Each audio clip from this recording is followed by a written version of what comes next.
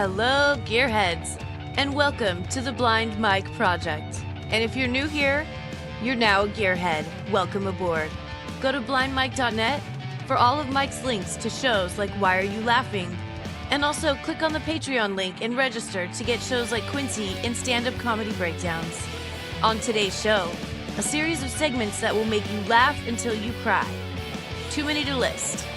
So without further ado, here's your host, the man with a sixth sense for humor, Blind Mike Geary. Too many to list. 4 is the number.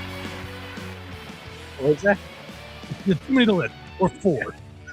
Too many. I like how she says it. Too many to list. Too many to list. I'm sure he's doing great stuff. Just humor him, and then it'll be done. Too many to get to. It's Craig again, guys. Hey, this is where people are like, the people that are like, we want more Craig, get Craig on more. And then he's on a couple weeks in a row, and they're like, oh, no, we were giving Casey a hard time. We didn't mean we didn't know you'd test us. We didn't know you were going to take us up on that. A rare no Casey. Very sad. I hope everything's all right. But make sure you go to HACKRIDEstudios.com and support the man. That's right. A quiet Casey week, unfortunately. Yeah, I'll be back next week too. So, disgusting. God damn it, guys! Go to HackRideStudios.com. Go to the HackRide YouTube channel. Tell them you miss them, or we're gonna get more of this. Disgusting. You don't appreciate what you have till it's gone. That's right. Yes, Craig is here again. As Casey said, keeping him off the streets an extra few hours. Can only giving people time to escape is what he says. I watched the end. I ranked them on my Twitter. I ranked all 21. It was very tedious, but I ended up doing it. I enjoyed it. I figured we'd follow up because we did the This Is Not Happening history on Why Are You Laughing?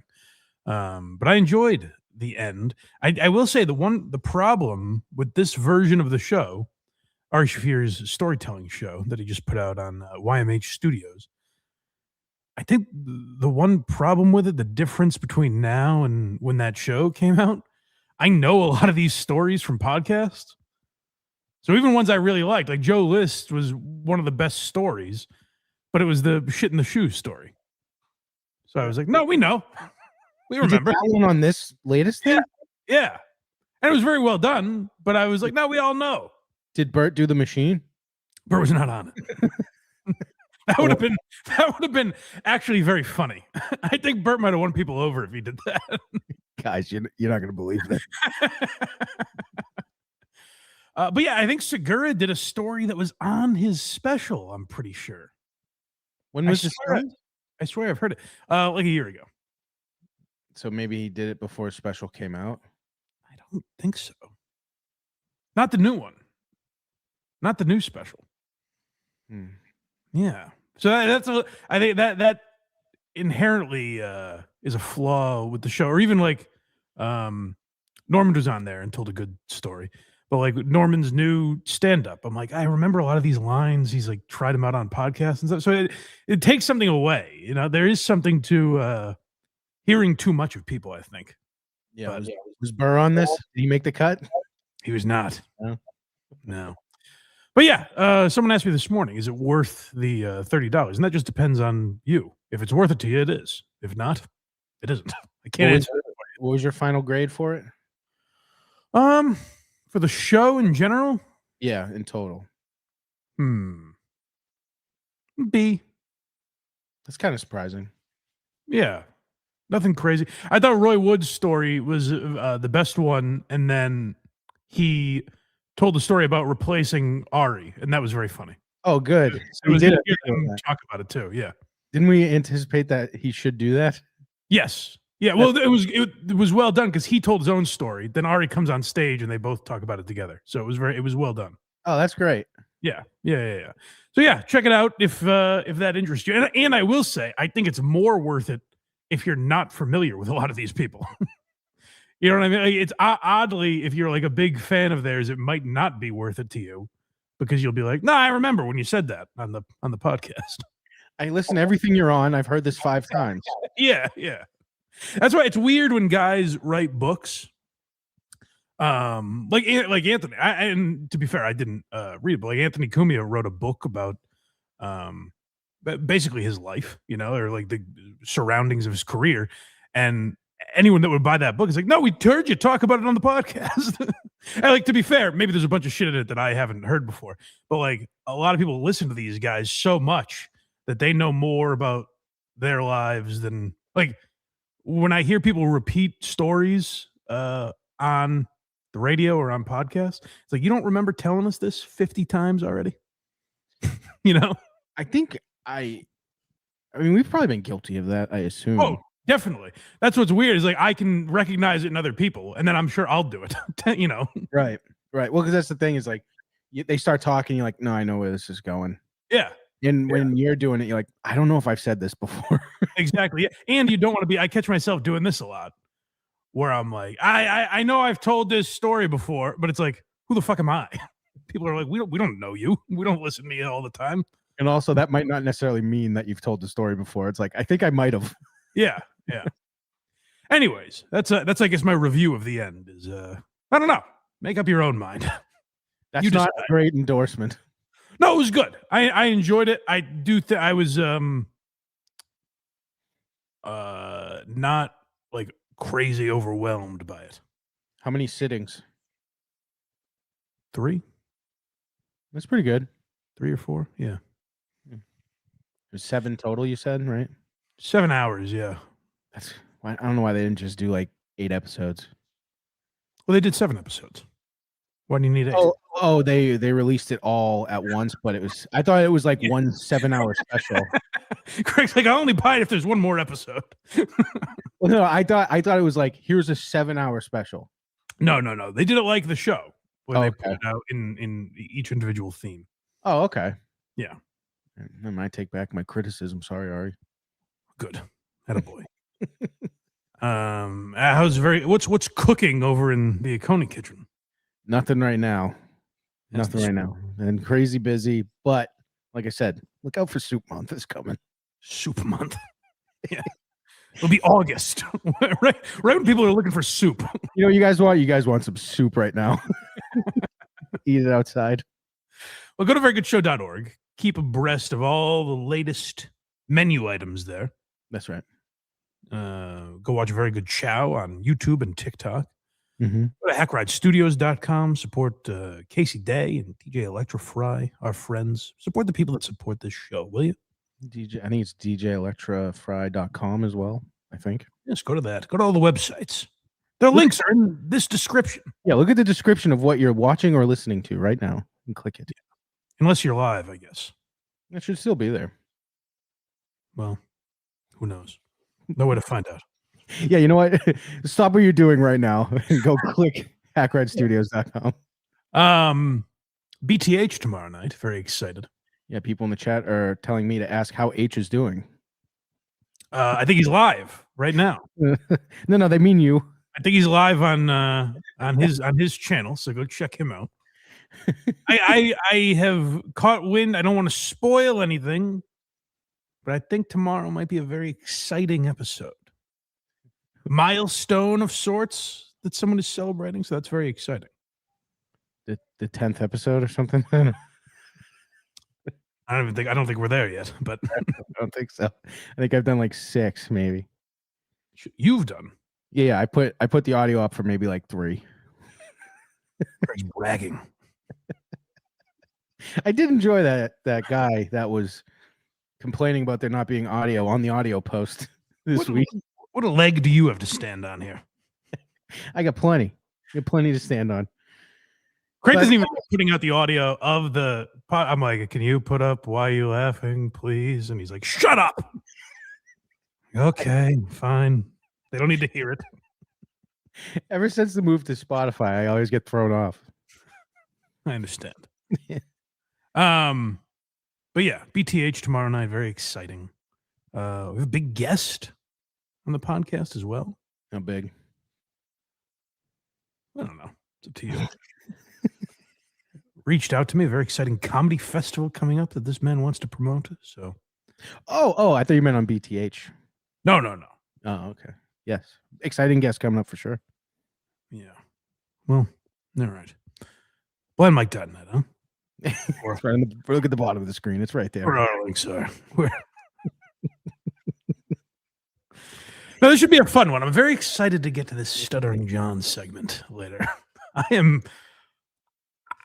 can't believe it. I don't know if people have reacted to it the same way. To me, it's like the most stunning thing I've ever watched in John's world. I don't know. I really don't think I'm overstating that, but you guys decide later. This is when I'm excited that I don't listen to the clips when I cut them. We're all excited for that. We all like Craig's raw reaction. You get my raw reaction, but I'm also very confused at what's happening. Is he fighting Ava? What's going on? We'll find out. I like Craig thinking that people around America are like, honey, you're not going to believe how Craig reacted to this today. It seemed like he didn't know the clips. It's like he didn't watch the clips first. He's just like, whoa. All right, enough nonsense, enough dilly-dallying. Shall we get into business here? Can we start business? Yeah, we can get to business. Let's get to business. Whitney Cummings is taking care of business on her podcast. A podcast that has reached such heights, the top of the charts, millions and millions of views every episode. And Whitney's always tinkering. She doesn't rest on her laurels. She doesn't think, hey, 75 million people watched this episode. I can just start mailing it in. No. She thinks 75 million. She thinks, how do I grow and change? Is ripping off Joe Rogan or Tim Dillon and trying to adopt their personalities. Is that enough? No. She's always got to keep growing and expanding and find new personalities to take ownership of. So let's see who Whitney Cummings is being this week. The feedback I've been getting about the advice episodes have been really funny. People are coming up to me in airports and stuff and be like, thank you so much. Like, they want me to get more granular, but I guess I've been thinking about it. Can you just break it down for us, please? Whitney, just keep it real with us, will you? Get more granular. Can you imagine you're at an airport and you're sprinting, running down Whitney? You grab her by the shoulder. You got to get more granular, Cummings. You hear me? I like, people come up to me in the airport and they're like, Whitney, I need you to get into the Iran stuff and tell me what you think. Just keep it real with me, Whitney. You're the only one who does it. 20s, it's so much of what you think you need, because these girls are coming up to me in their 20s and they're like, I need this. How do I get a boyfriend? How do I really need a job? If you're a woman and you're going for this woman on how to get a boyfriend, you're going to the wrong place. Whitney, I've got to unlock this door and you're the only one with the keys. Please tell me, Whitney. 20s, all you're focusing on is what you need that's external. As a general note, in your 20s, you don't need a boyfriend. You don't need the job. You need to clean your apartment. Okay, listen to this advice. This is great. I believe I titled this clip Whitney Peterson. Yes, you did. I didn't want to give it away, so I didn't say the name of it. Because her advice is, I don't know if you've heard this anywhere before, but guys, if your life is disorganized, if things are a little chaotic, just make your own bed. Why don't you start there? And this is just a thing Whitney thought of, kind of off the cuff. It's just a little thing like, why don't you start, tuck in your sheets? And that's really the first step. And this is advice, and this is how you know it's not a ripoff of Jordan Peterson. This is advice for young women. Specifically. So it's a totally new concept. I was going to change the name so it was feminine, but Jordan Peterson works both ways. She's the new Jordan Peterson. Well, you should make your beds, young ladies. I wanted to start crying like, he's a good man. I don't think we had clips then. No, we did. I'm pretty positive that's the only reason I know about it. Just a full episode.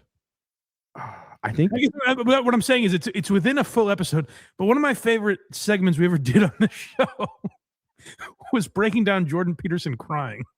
Yeah. My boys. How do I reach these boys? And that's what Whitney's doing now. Only thing anyone needs. I mean, we need to have like a conversation about like black mold with somebody. Holy There's this fuck. new thing where girls are like messy. See, genuine What reaction. is this? Is this like the other, like, I don't clean, I don't cook, I don't clean, I'm a feminist, like I don't like. Mike, if you're wondering, she was just shaking her tits while she said that part. Oh, good. Yeah.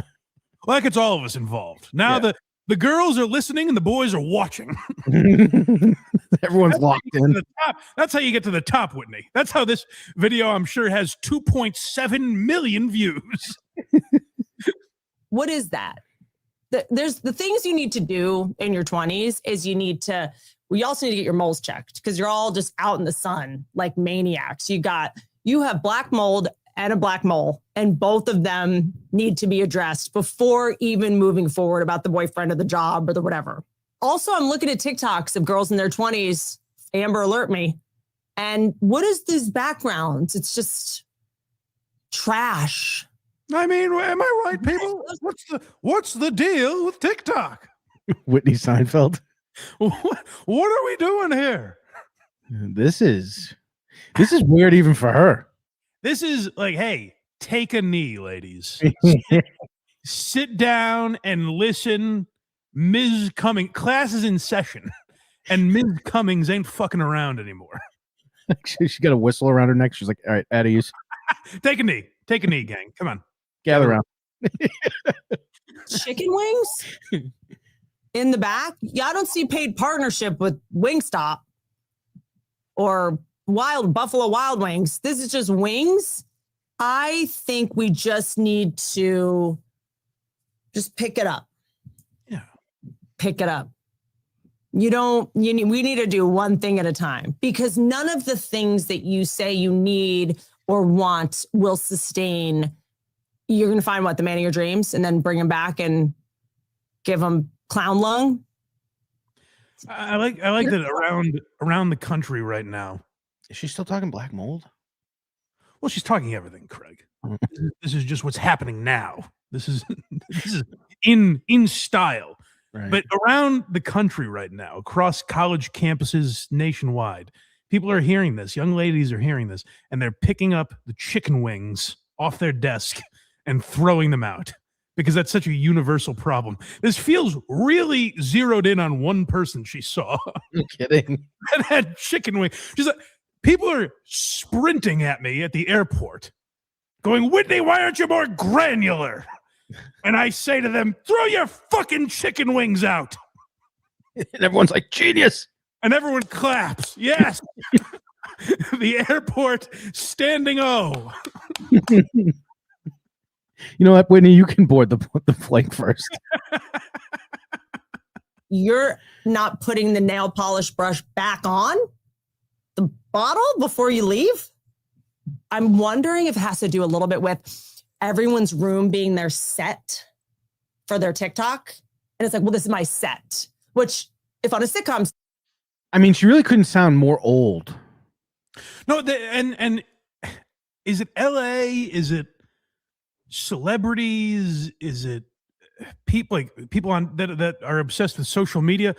I don't know exactly what this bubble is, but the idea that you're going to like keep it real for everyone. And your message is enough with the green screen behind you. Imagine just go to your local diner, bar, restaurant, grocery store, and walk up to someone and just say, "You got to get rid of the green screen. Enough with the green screen." Why doesn't everyone have thousands of dollars set like I do? Right. That's what I mean. It's like, who is this message for? Like, either you're way too obsessed with TikTok, or you live in this complete bubble where everyone is going after your profession. Like that is the ideal. I get AI is killing a lot of jobs. That's another obsession of Whitney's. So I understand she might be worried about that, but not everyone wants to be an influencer. This is not a completely universal problem. And I think she thinks that people are watching her podcast because they're like, how do I be more like Whitney? Because this has been a theme for several episodes now that we've covered. And we take... this is picking Whitney episodes at random. But everyone we've done the last few times has been, all right, I'm going to answer your burning questions. She had the boyfriend on. She answered his questions. It's like I'm giving people advice. I've got all the answers, and I'd like to share them with some of you. I don't know where that came from with her. Has it always been the case? Because I don't remember Whitney being this exhausting before Riyadh. Tom Myers, member for 11 months. Happy Sunday, gents. Whitney is kind of sane compared to her sister, who has a bit of a beef with yours truly. Have a great show. Also, incoming. Tom Myers gifted 1 Blind Mike Project membership. Tom, you dirty dog. Well, thank you, buddy. I don't know who to support. Tom Myers and Ashley Cummings, both fans of the show. So I don't know who to support, but I've always got your back, Tom. That it was like all messy. You'd be like, oh, this girl's so fun. You know, like, because this is where they're shooting all of their content. Is it like, well, I don't want to come off like a try hard. Try hard. It will stop you from a I don't want to come across like a try I wish hard. on nobody, not even my worst enemy. You can't have stuff on the floor that, you know, okay, we need to have a pick up your fucking mess, bitch. These people have a bigger following than her, and she's like, they need to change it up. You pick up those fucking clothes. Who is this? Who is she talking to? And also, if Whitney's noticing, like if there's random college girls popping up with messy rooms and it's getting to Whitney Cummings, isn't it kind of working? Yes, that's what my point was. So do they need to clean it up? I don't like. This is just so desperately for anyone. Because before I've said she's trying to be Tim Dillon, she's trying to be Joe Rogan, and if you were thinking, I don't know, Mike, that's a little crazy. I don't know, Mike. I think you're being a little nuts. Go listen to any Jordan Peterson talk and tell me she's not just ripping from the edge. Just clean your room. That's right. But next we got Dr. Whitney, so this is going to be better. Okay, good. Well, you know, Jordan Peterson's a doctor, so maybe that inspired Whitney to get into some of the other fields. As someone that is nauseated by small talk, I highly recommend it in your 20s. Keep it small. Keep it light. I promise you that the talk is going to get bigger. Kids, you don't want the stress of having to solve Iran that is on my shoulders right now. You don't want to be burdened with the unfortunate task that I have to solve the Epstein files. I have been working tirelessly because I'm so necessary in this fight. Kids, enjoy freedom while you have it. You don't realize the shackles that I'm restricted by. Goes from, it's a little foggy out to she lost the baby in like a year. What 29 to 31. All of a sudden you're like, about Craig is it's sort of a stop and smell the roses form of advice. Where she's like, kids, you don't realize, I don't know if anyone has ever told this to younger generations. You don't realize how good you have it. Oh, she's doing that. Oh, okay. You guys, life is so, it seems hard for you now. And this is really original stuff. It seems difficult for you now, but one day, stay with me, you're going to appreciate and miss those days. That's trademark Whitney Cummings. Don't try and use that, guys. That's Whitney Cummings advice. You don't know you're in the good times till they're already over. It's Whitney, you've done it again. By God, you've stumbled onto some groundbreaking advice. I'm gonna miss talking about the chemtrails. So you gotta just watch the wellness industry because it's coming for you. It is coming for you to convince that you are sick. It is coming to convince you that you are dumb and that you are crazy. Doctors have found a whole new way to call women crazy. You're this, you have this diagnosis, you need this pill. But who knows? And I'm not crazy. Clean your rooms, for fuck's sake. People making millions clean your rooms. I'm totally sane. And these punks are trying to make me feel crazy. But there's some stuff we know is not. The charcoal toothpaste, acupuncture, all these, they're all coming for you. They're all coming to tell you you need them. If it works, and makes you happy, it works. That's really all the evidence you need. Because don't spend a bunch of time going, I tried this thing to fix myself and it didn't work. And then because then you're going to build the case that you're broken and unfixable and that nothing works on you because you're terminally unique and you're unfixable and you're broken forever. No, it was never, you were just wrong, which is better. I should point this out, by the way. What you've heard so far is just how the podcast starts. There's nothing missing. If you click on this video on YouTube and it goes, people at the airport are telling me to get more granular. Clean your rooms. Because doctors are going to make you take medicine. That's definitely how you choose which ones that we end up talking about. Because you're like, all right, this first 5 minutes is mental. And you're like, stop yelling at me, Whitney. I'll clean up. I'm sorry. How did she know there was a sock hanging out of my drawer? Pick up the chicken wings. Is that like a pandemic that I'm unaware of? Is like just chicken wings laying around? Evidently it's big in Whitney's algorithm. It's girls with fucking bones, chicken bones, strewn about their room, and they're like, I think that boys are pretty crazy, and there's just chicken meat strewn about. Should I attempt to get my TikTok algorithm into chicken wing algorithm? I think this is how Craig backs into. Oh, geez, I didn't realize all these young girls would be here. Oops. Look at all these chicken bones behind me. Next week, I start going off on the cleanliness of people's houses. Be wrong than broke. I was just wrong. The great news about being in your 20s is no one expects you to be right. So just don't take a failure or a grift that you took too seriously or a cult you joined that ended up being a scam. It's like, that's what your 20s is for. Yeah. Join as many cults as you can.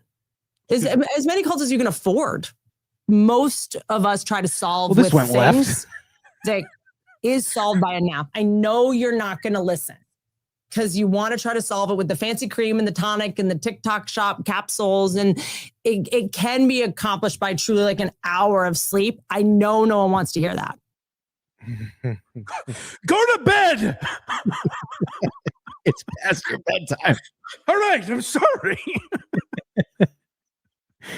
But then, like, who is this for? I guess her audience. I guess she feels motherly toward her audience, but this is just sparked. She shot out of a cannon on this episode where it's like, start going to bed. What's wrong with you? Why are you awake? And I assume these girls are like, oh, all right, mom, Jesus. Anywhere I go, I get told what to do. Too much. Next clip is Wonder Who She Means. Okay. We did a segment a few weeks ago talking about this ridiculous 2 Bears, 1 Cave. So I think Whitney saw the same episode of 2 Bears, 1 Cave. Do you remember, Craig? Bert Kreischer. They took like a month off randomly of 2 Bears, 1 Cave, and they came back. And Bert Kreischer was like, I've been sleeping like 15 hours a night. Yeah. And he said that like, aren't I healthy? Like, isn't that awesome that I'm doing that?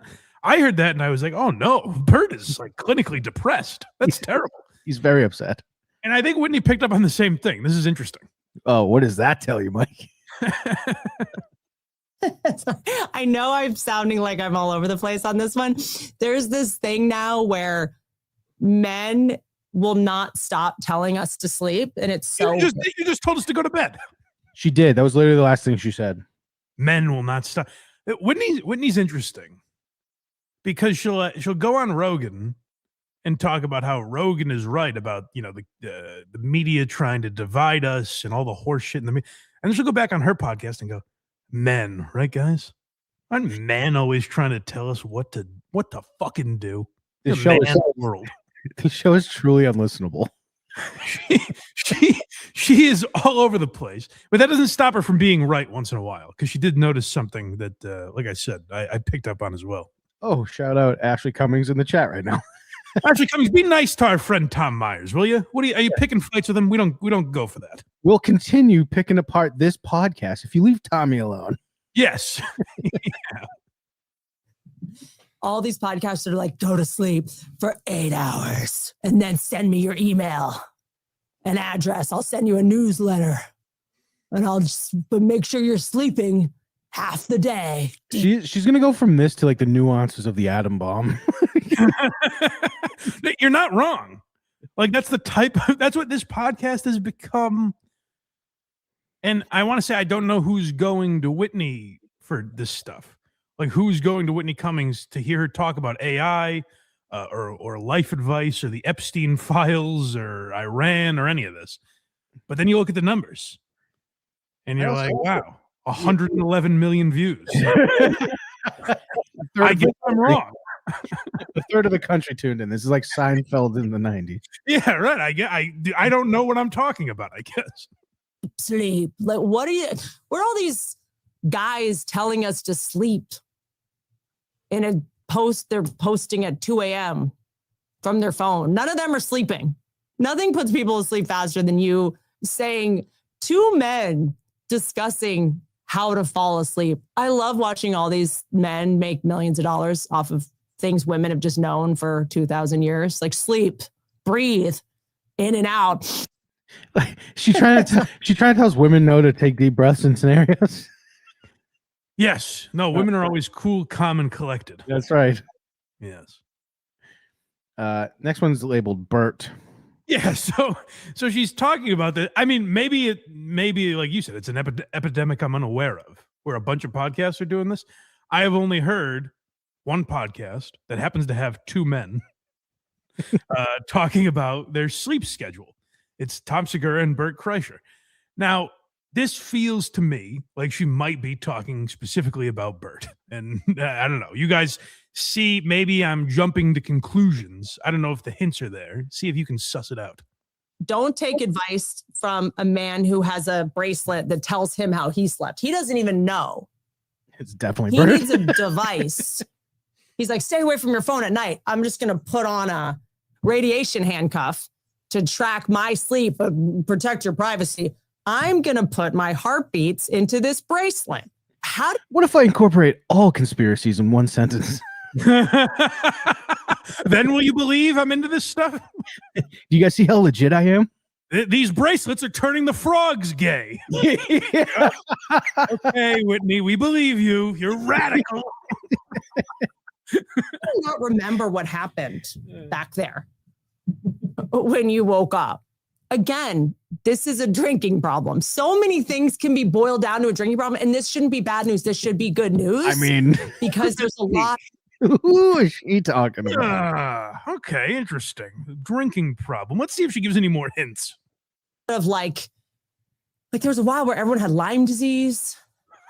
I mean, they had Lyme.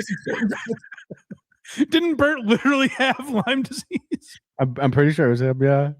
I mean, it just feels. Just say Bert Kreischer. I don't get it. I mean, I feel like they're close enough that she could. Of course, yeah. I was surprised she didn't, because it felt like such a clear "I'm fucking with Bert" thing. But she decides not to say the name for some reason. You know what it is, though? She's trying to be serious. She's getting granular, Craig. Oh, right. On a granular scale, do people know Bert Kreischer? I don't know about that. Do the 783 million people watching this podcast know who Bert Kreischer is? Probably not. She actually replaced the chair she used to sit on with a stack of money from Riyadh.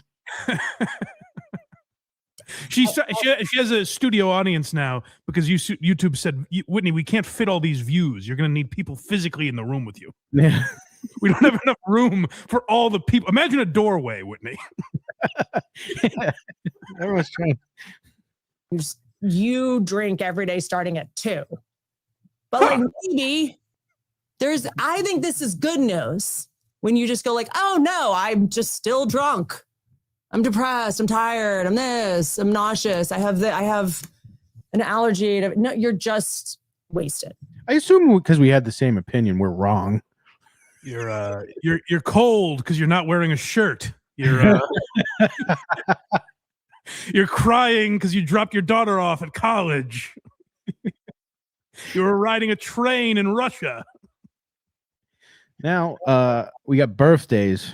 I'm going to take a guess because, like I said, I haven't watched this yet. Does she get into how she doesn't care about birthdays, man? I think it's when the birthday party is over. Clean up the fucking place. Get to bed. Throw those chicken wings out. I'm like, oh my God, that's so true. And I'd be like, wait, that's Taurus. Like they're all going to work for you. If you're looking for something specific, it's just a Rorschach test. I believe astrology works only because your birthday, the proximity of your birthday to a holiday does develop your personality. If your birthday is near a big holiday, you're not going to get the same amount of attention on your birthday. I feel like our personality is a large part formed, like what we believe we deserve, how we're able to celebrate ourselves, how we define ourselves. My birthday was the first day of school, September 4th. No big deal. Hold on. Loser. Go back a little bit. It's not a holiday. It's also not always the first day of school. It's not. Well, we go back on September, even if it's a Saturday, we're going on September 4th because it's Whitney's special day. I was going to say, September 4th is Sunday. Whitney grabs a gun and she's like, get in there. It's school time. Celebrate me. You know, it's going to take a ton from the Stuttering John segment to make this episode not called Pick Up the Chicken Wings. You pick up the fucking chicken wings. Enough already. I'd be curious. I don't know if Ashley Cummings is still here, if she has any thoughts on this. I would be curious if America agreed with how massive Whitney's birthday was. As much as it was inside her own head. Like, is it just Whitney saying everyone dropped what they did because it was my birthday? Or was America in a frenzy? Like, the 4th is coming. Very exciting. 4th of July is awesome. September, correct. 4th of September is the big day.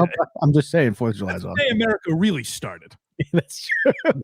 Ashley Cummings in the chat says 4th, 1982 or whatever the fuck. Ashley Cummings says, oh boy, here we go with the birthday thing. Okay, so it's not the first time she's heard this theory. Which is hilarious. Well, you figure like Whitney's trying to be like one of the guys that she'd be like, hey, who gives a shit about my birthday? You know, I kind of thought that's where it was going, but instead it's well, astrology is real because my birthday matters. What? Everyone stop what you're doing and write me something nice. Let's go back a little bit. This is interesting to me because my birthday, I'll be expecting a gift. Mm-hmm. August 31st. Yes. It was also the first day of school. So I'll be curious if this lines up with my childhood experience. Oh, you guys, by the way, well, I guess since it's on the topic, you know, my birthday, May 9th, cancel Mother's Day. It's now about me. Ooh, Craig's Day. Is a large part formed, like what we believe we deserve, how we're able to celebrate ourselves, how we define ourselves. My birthday was the first day of school, September 4th. Me and Beyonce. No big deal. Couple of losers. I don't want to brag, but Tony Gwynn, same birthday. That's such a funny, like, who gives a fuck? Me and Beyonce. Like, if you met Beyonce and was like, hey, September 4th, she'd be like, oh my God, let's talk. I'm going to stop and do it. So here's where the problem with Whitney and Ashley lies. She looks at Beyonce like a sister, not Ashley. That's what it is. I share a birthday with Orioles great Frank Robinson. Do you know why that name was relevant in KMS history, Craig? Something to do with Coleman, probably. Yes, one of the top 10 home run hitters of all time. Yes. I went to, there was no birthday party. It was just, you work. That's how you celebrate. Like, this is all you're made to do. Organize, put pencils in cases. Like, that's it. That's it. If your birthday was in August, everyone was coming back from summer. Well, wait, hold on. August 31st. Let's hear what my birthdays were like. What everyone talked about when they went back to school. We just went to Carly's birthday. Did you guys hear? Did you guys hear about Mike Geary's birthday?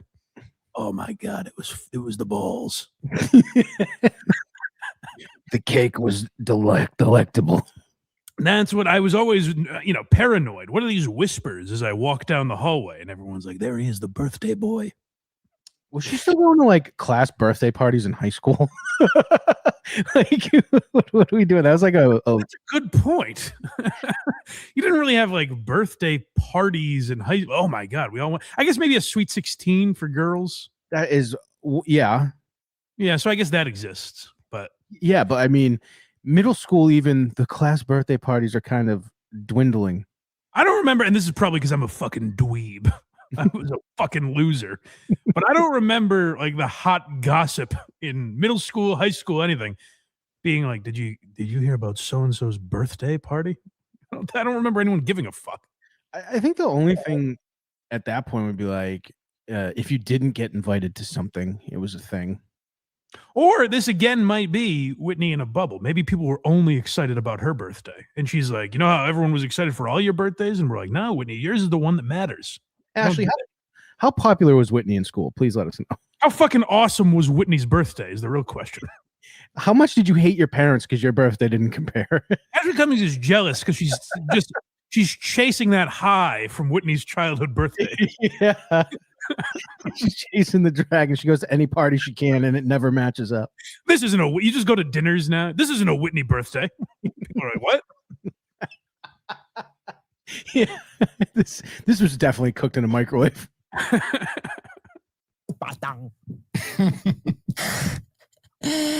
I guess my big advice I was thinking about was whatever you're going to do, like, don't take advice from me about what you do, but whatever you do it so hard.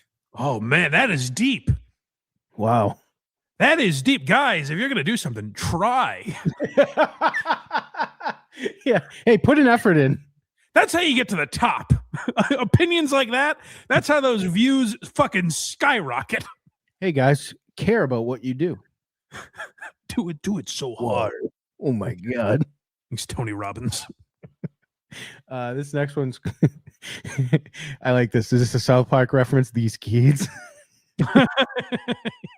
Whitney's just trying to reach him. It's tough.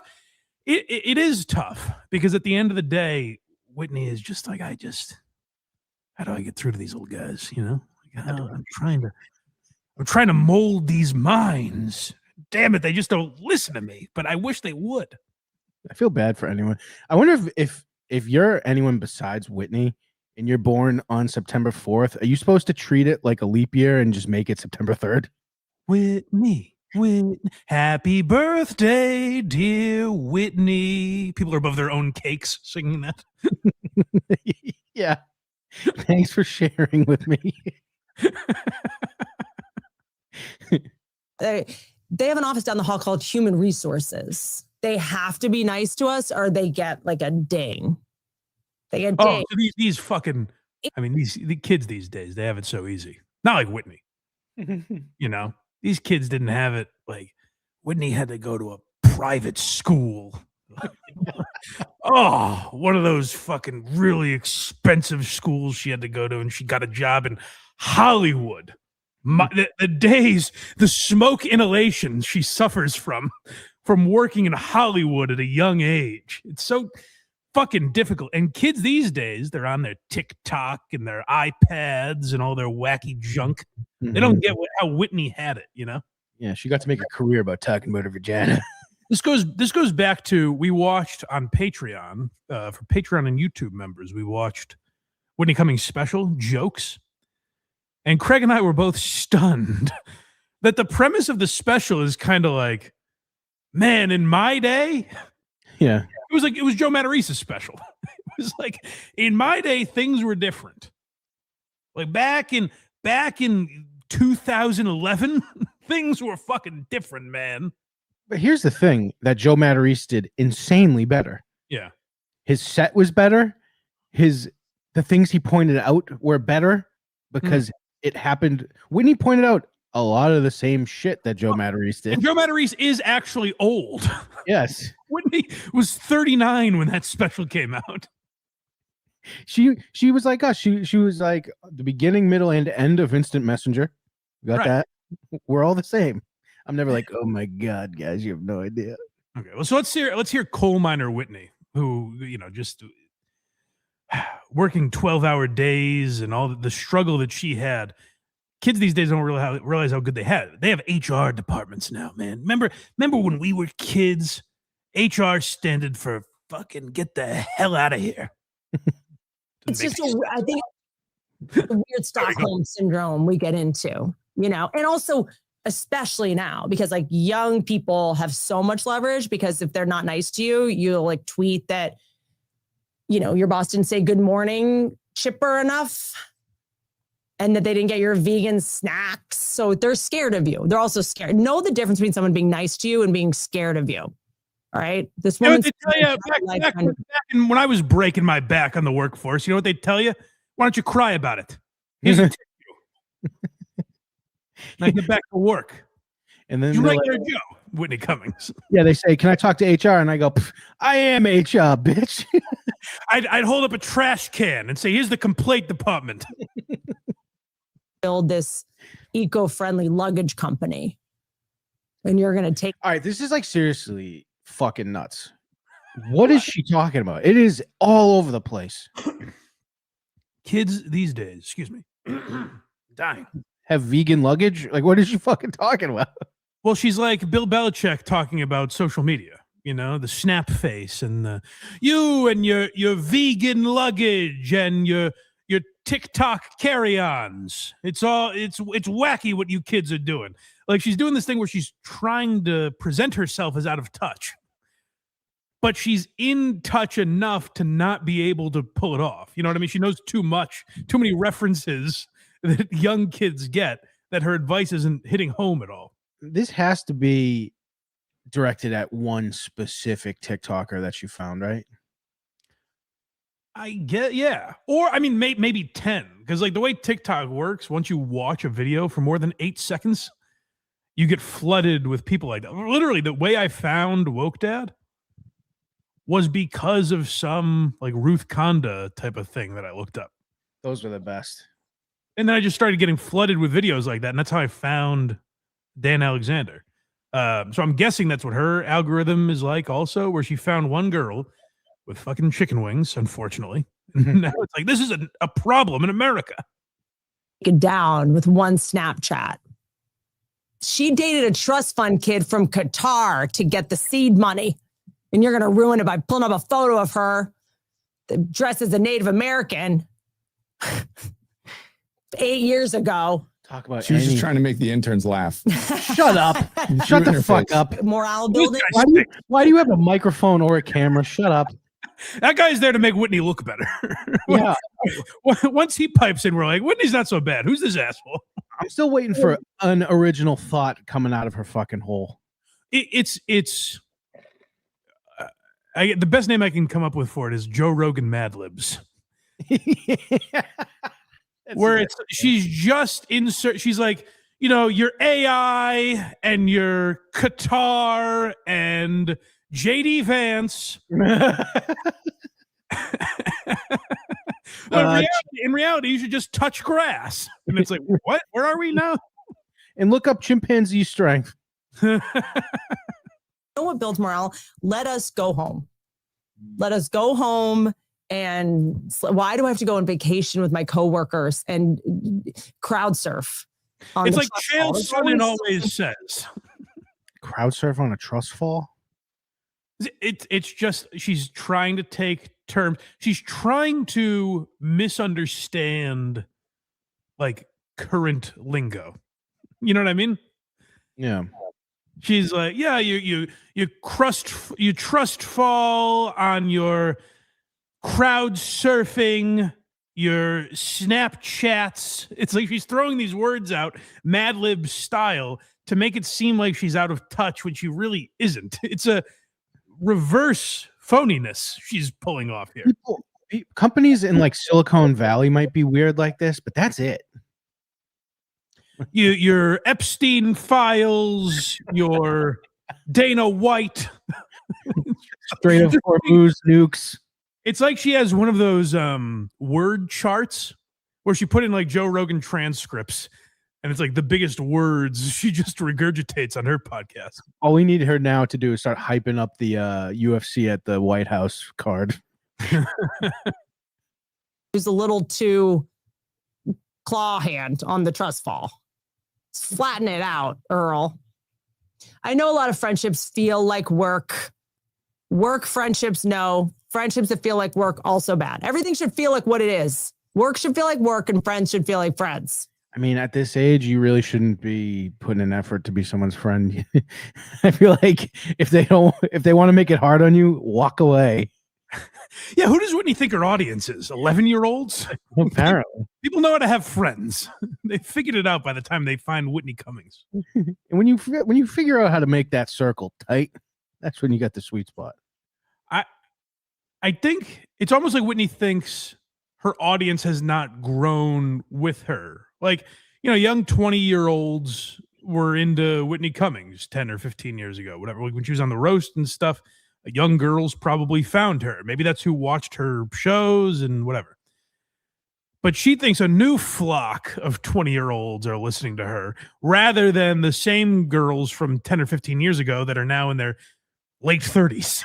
Whitney's like, I keep getting older, but my audience stays the same age. That's right. Next, we got dorks. Uh-oh. I think you and I might want to listen to this, Craig. I worry this is for us because Whitney has gone off on the dorks before.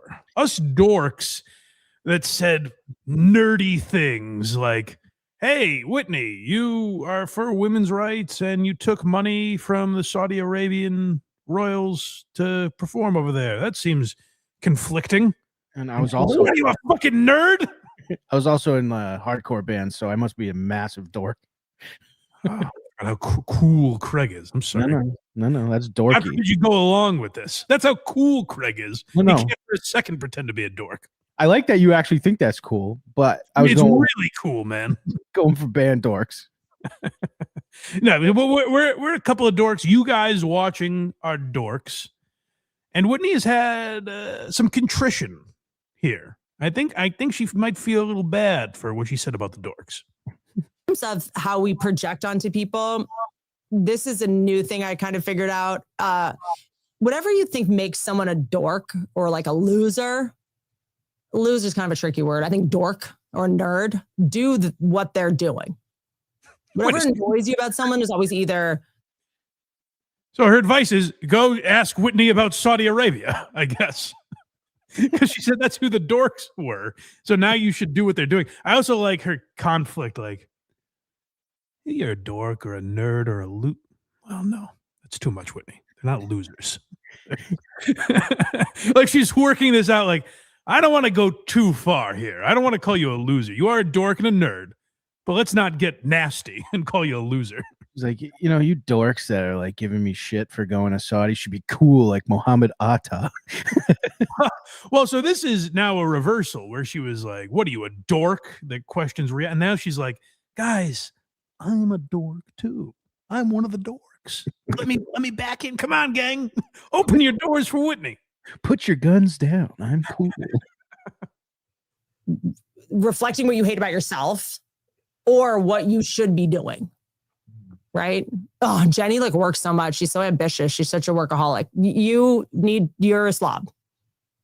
You are jealous. Pick up the fucking chicken wings, goddammit.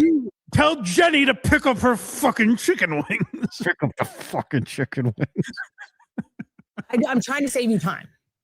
I remember understanding this in my 20s because people would make fun of me for working so hard, and I didn't have social grace. There goes Whitney Cummings burning the candle at both ends. She's a real workaholic. What a fucking geek. Oh, what are you, making money at a young age, Whitney? Loser. People would be like, why do you work so hard? And I'd be like, you should just work as hard.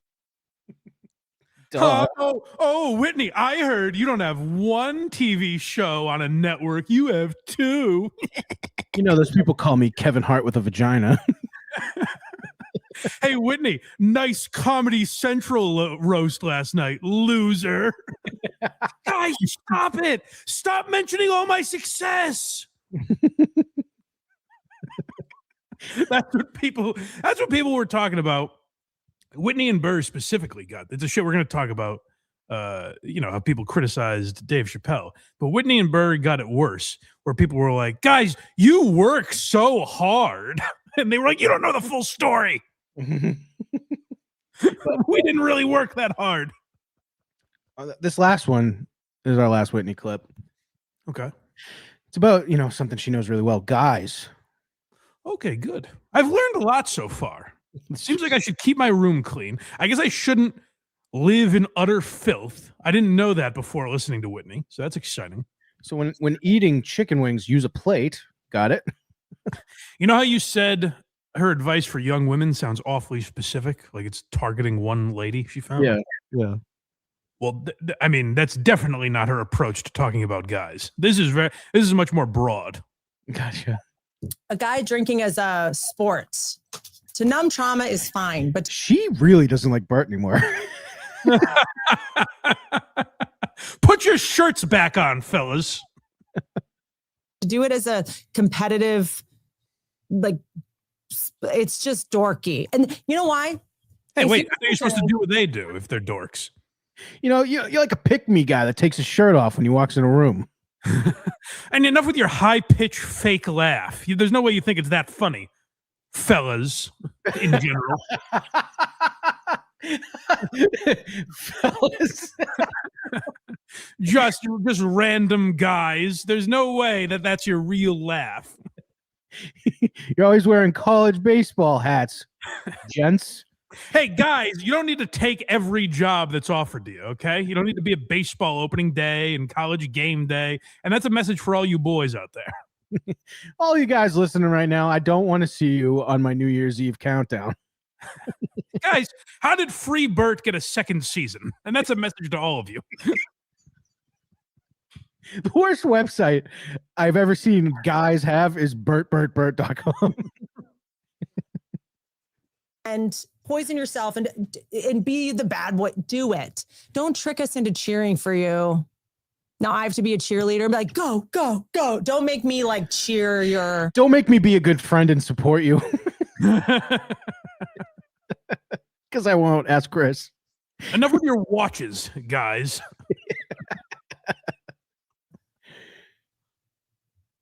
Just be like, I'm sad. Like, I don't want to be here. So I'm going to drink. I'd be like, awesome. Go. Like that. All right. So honestly, that sentence makes me think it's not Bert. Well, she does this thing like advice for guys at the end where she's like, don't make me do that. And one of them was, enough with bowling gags. And you probably know where this is going. You know how everyone's always saying that? Yeah.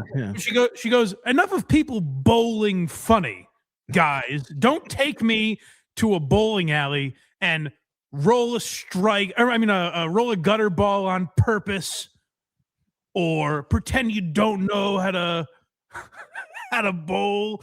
And I'm like, who is this for? You know what? All you guys out there, stop buying Hitler memorabilia. It was very much like, it felt like she's talking about like 3 guys she's dated over a period of years.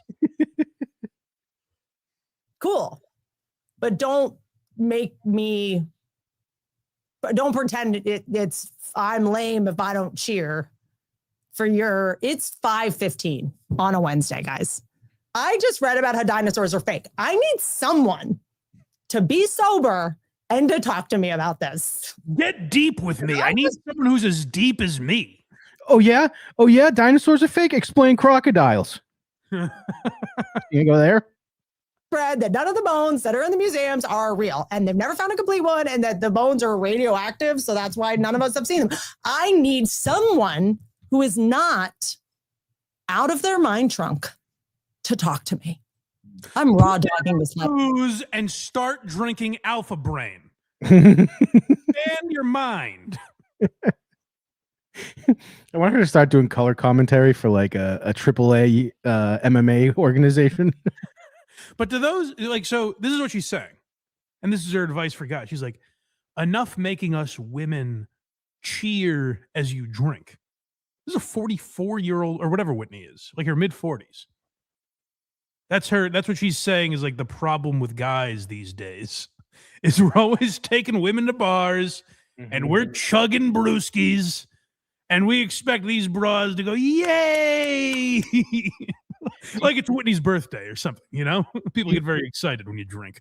DJ Electra in the chat asked a question. Why does Whitney bounce all the time? I'm stunned you don't know the reason. Oh, yeah, like you haven't tried that, Electra. Come on. Why is she shimmying and bouncing? Who is Electra hate criming in the chat today? Anyone? That was funny, actually. I did see a comment when we played the intro. They're like, all right, well, I guess no slurs from Electra today. Thank God. Where would you like to go next? Oh, let me get some of these super chats out of the way. All right. Get him out of the way. Get them out of the way here. You know what I mean? Drew P. Balls, $4.99. Happy Sunday, boys. Happy Sunday to you, Drew P. Balls. Farley Burge, $4.99. I really enjoy the show. Are you planning to review the movie Bus Boys? Thank you, buddy. Oh, interesting. Which one was that? It's I think it might be in theaters now that I think about it. It's Theo Von and David Spade's movie. I did not know that was a movie. Oh yeah. Oh, you haven't heard, they've been talking about it for a long time. But yeah, they had to like fund it themselves, and it's been a long process. Tim Dillon's in it. I don't know who else. But I saw I went to the movies with my kids yesterday, and we saw the new Super Mario movie, and I saw in a preview a Nate Bargatze like family movie is coming out. Oh yeah. It actually looks like that could be kind of fun. Looks good, yeah. Yeah. The trailer for Theo Von and David Spade's movie did not look great. I can't imagine it is. But the problem with that is like, I think Theo Von's big enough now where people are already ready to hate it. You know? Well, I think his spaz is what's going to tank him. We'll see. But yeah. The movie did not look awesome in the trailer, but maybe they did not put the best stuff in, so that makes sense. Shocking comment here from Brando, $2. Found you guys through Cardiff. Did you thank him yet? Thanks, buddy. Germ member for 8 months. Happy Sunday, Gearheads. Happy Sunday to you. Principled Uncertainty, €5. Not only has she never made me laugh, I cannot imagine her ever doing so. She could get you. There was a time, like when she started doing Legion of Skanks, and she was like, "I'm edgy now." Now her personality was Louis J. Gomez for a couple months before it was Joe Rogan and Tim Dillon. Yeah. During that time, I was like, "She seems all right," but yeah, I don't even know that it's like, oh, Whitney's unfunny necessarily as much as she is a phony. She doesn't seem like she has a real personality. Whitney's so bad that Don Fried Chicken for $2 ignores me and just says the woman is concerningly unhinged. Wait, you know what, Don? How about you start at home and pick all the bones up off your floor? All right, pick up the chicken wings, and then we can have a conversation. Fucking chicken wings.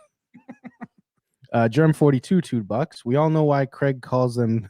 We all know why Craig calls them sour 16 parties. I think that Craig slipped in that he was at the Super Mario movie. I was just trolling for poon. Honestly, Donkey Kong wasn't in it. Didn't understand that move. Wasn't as good as the first one. Craig's leaning over to the kid next to him. You believe that shit?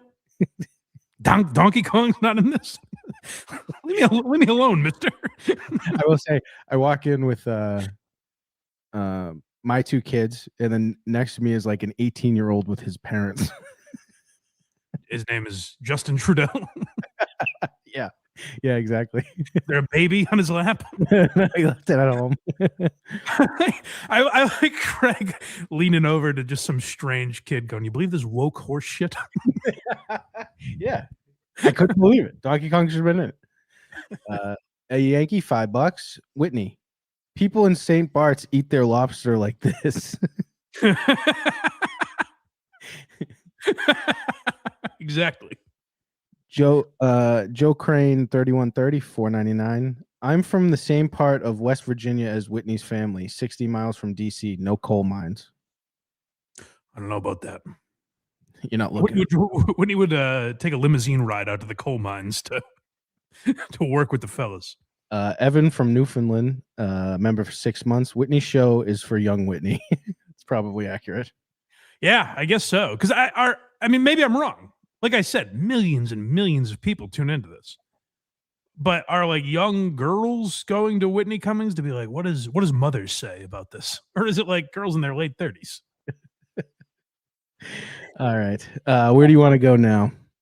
Let's talk Dave Chappelle. Let's make the Riyadh rounds. I guess I got to give Dave Chappelle this. He has been the most honest about the Riyadh stuff, right? Is that fair to say? I mean, we're grading on a scale here, but the most who's been more honest than him? Well, let's listen to what he has to say, and then we'll.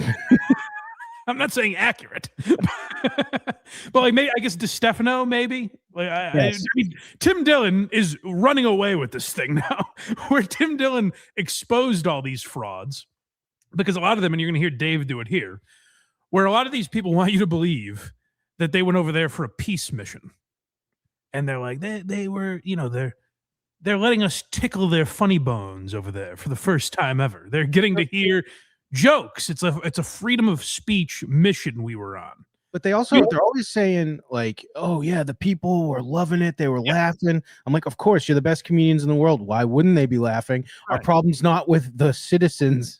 Yes. They don't have a good sense of humor over there. That was our big issue. How could he bomb over there? Saudi Arabians aren't going to get it.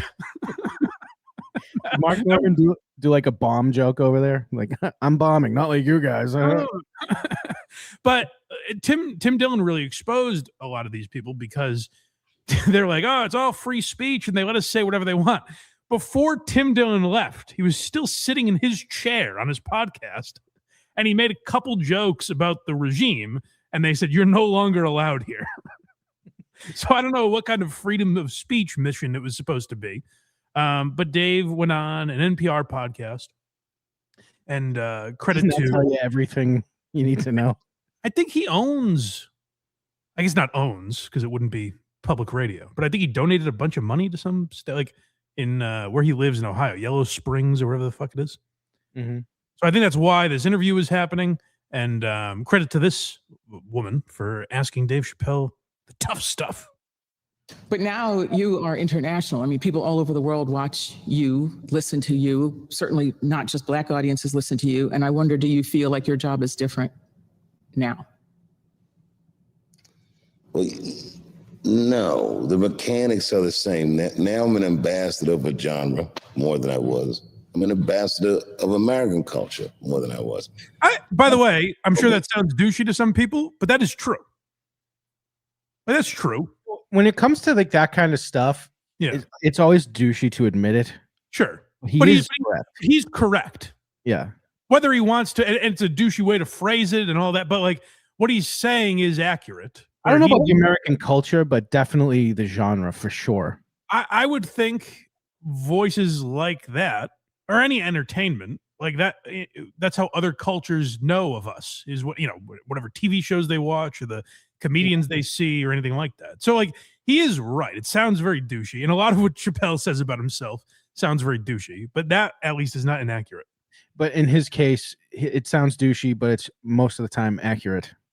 Right. Like when he calls himself the GOAT, you're like, why would you do that? But he's right. Well, he's one of the greats. Yeah.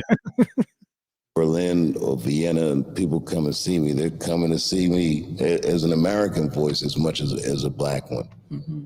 Even though in the States they might not see it that way. Overseas, and you know, I got all that flack for doing that festival in Saudi Arabia, but in Saudi, you know, I don't think that festival. Again, here's where I'll give Dave credit just for bringing it up. Yeah. I don't know this woman. Maybe she would have been very happy not to mention it. He brings up Saudi Arabia. I think a lot of other people in his shoes would have run from that and tried to avoid it. For sure, but he doesn't have the past of being like these fucking billionaires and blah, blah, blah. You know what I mean? Right. Yeah, I think Dave Chappelle might be the least shocking that he went over there. You know, I wasn't like, what? Dave's over there? Like, that was not stunning to me. So I still think he has more of a leg to stand on than a lot of other performers. At the end of every one of his shows, Ashley Larry goes, I'm rich, biatch. Yeah. Him and Mark Normand. Normand always says praise Allah at the end of every show. So him, I expected to be over there. Right. They're probably like, we need him. If I wasn't there. Say more about that. I'm not the biggest comedian, but my voice is sought after. In Saudi Arabia, for like the last 20 years, they've been doing, really maybe 15 years, they've been trying to do comedy shows in Saudi Arabia. Underground shows. The jokes were like contraband. These shows would happen in people's homes. They would happen in embassies. You know, comedians like Maz Jobrani and guys like this. Yeah. They've been going over there for years and doing these shows. But privately.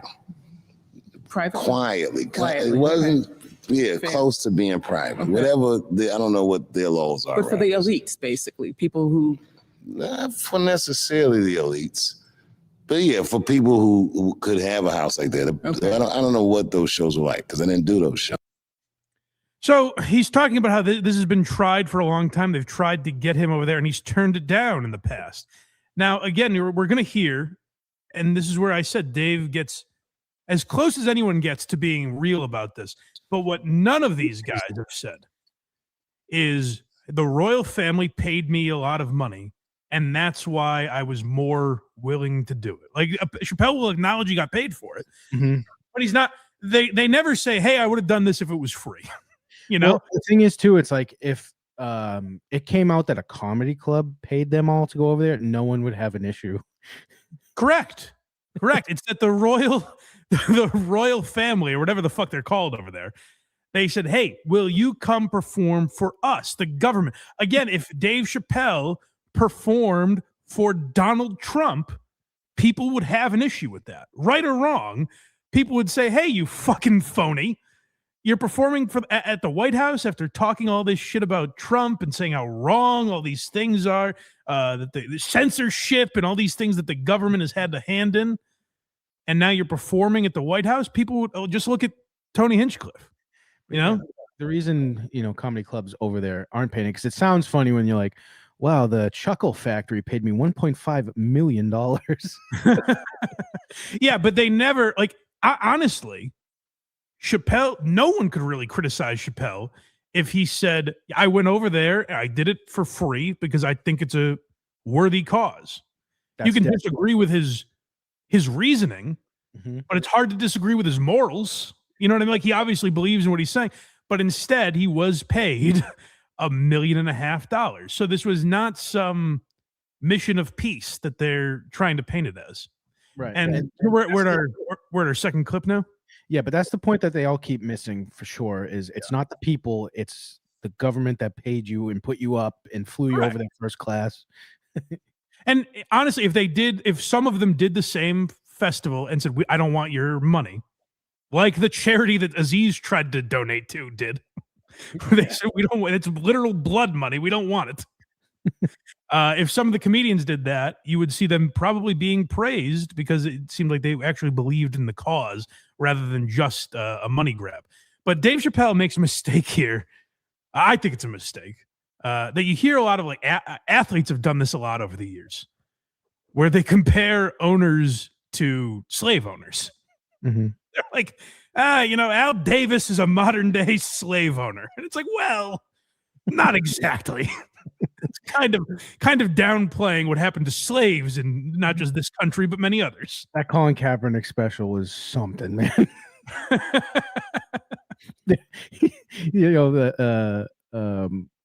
What is it fucking called? I already forget the name of it when everyone's like working. When everyone's like 24 or something like that. No, when everyone's like working out, I forget what it's called when they're doing like the 40-yard dash and all that shit. And Kaepernick had someone walk off the field into handcuffs, and it's the same thing as slavery because they're like, "Wow, this guy's wingspan's pretty big. He can pick extra stuff." Well, let's hear what Dave Chappelle has to say. Man, in Riyadh, that crowd watching that comedy, the first time the government let them even see something like this, it was like a baby tasting sugar.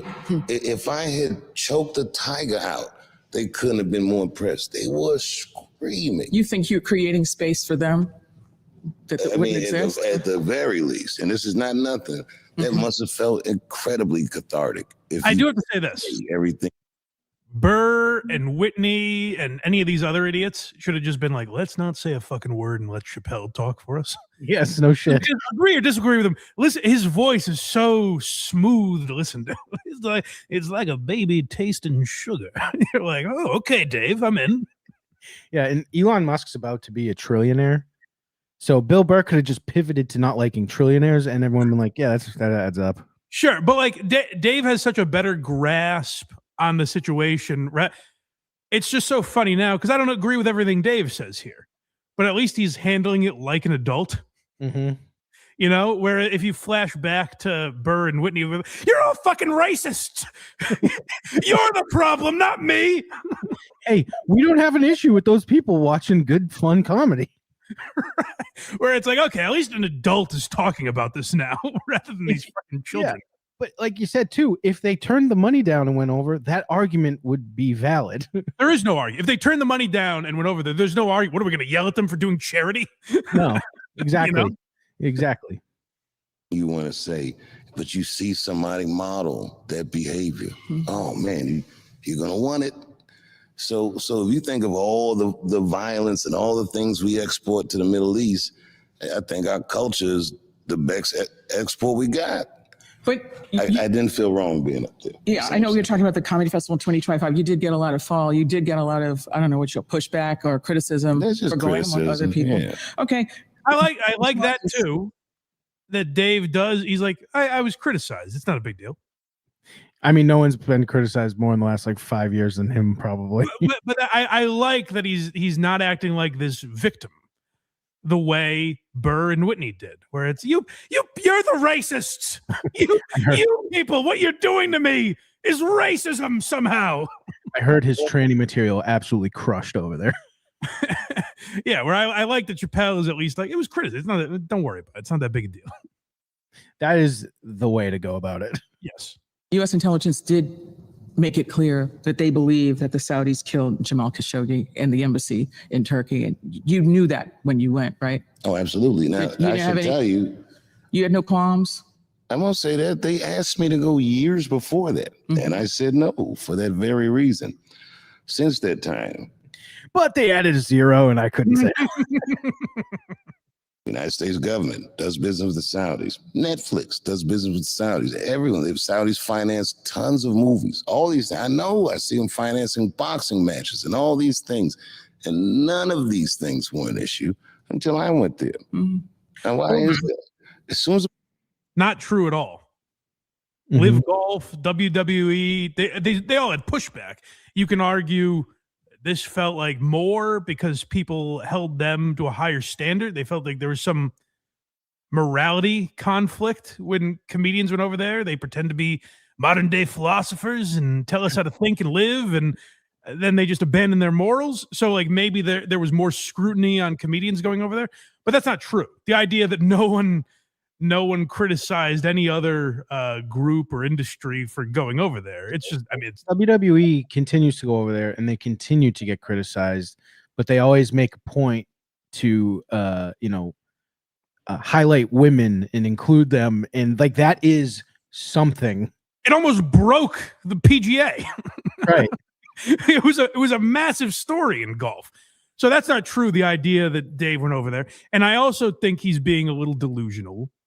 He's saying until I went over there, and he's going to double down on that in a second, as you'll hear.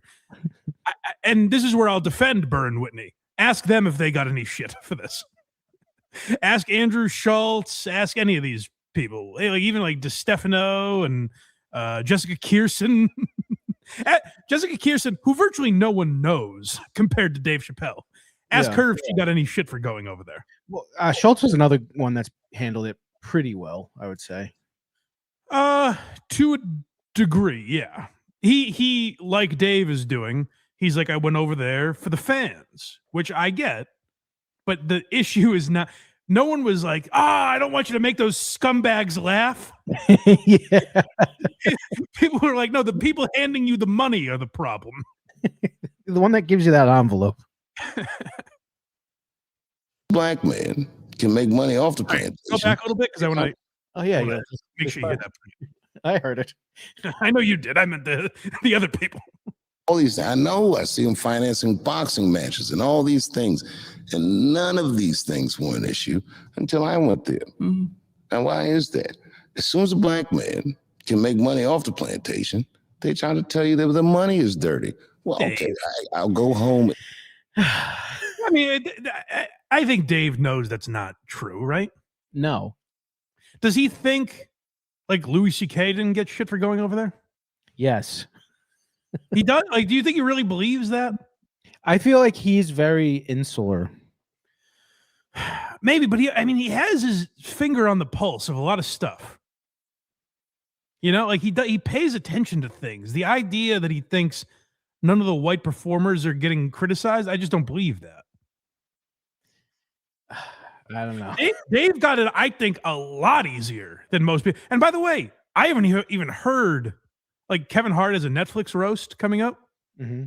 I haven't heard anyone mad that he went to Riyadh. Not Because a single. he did what we said everyone should do and ignore it. And Kevin Hart is a whore. He takes any job. If I offered him money, he'd probably be sitting here next to me. There'll probably be jokes about it at the roast. Probably. You know who's on the roast, by the way? I believe. Who? Jeff Ross was popped into Legion of Skanks the other day. Mm-hmm. And he said, when does this come out? And they said, tomorrow.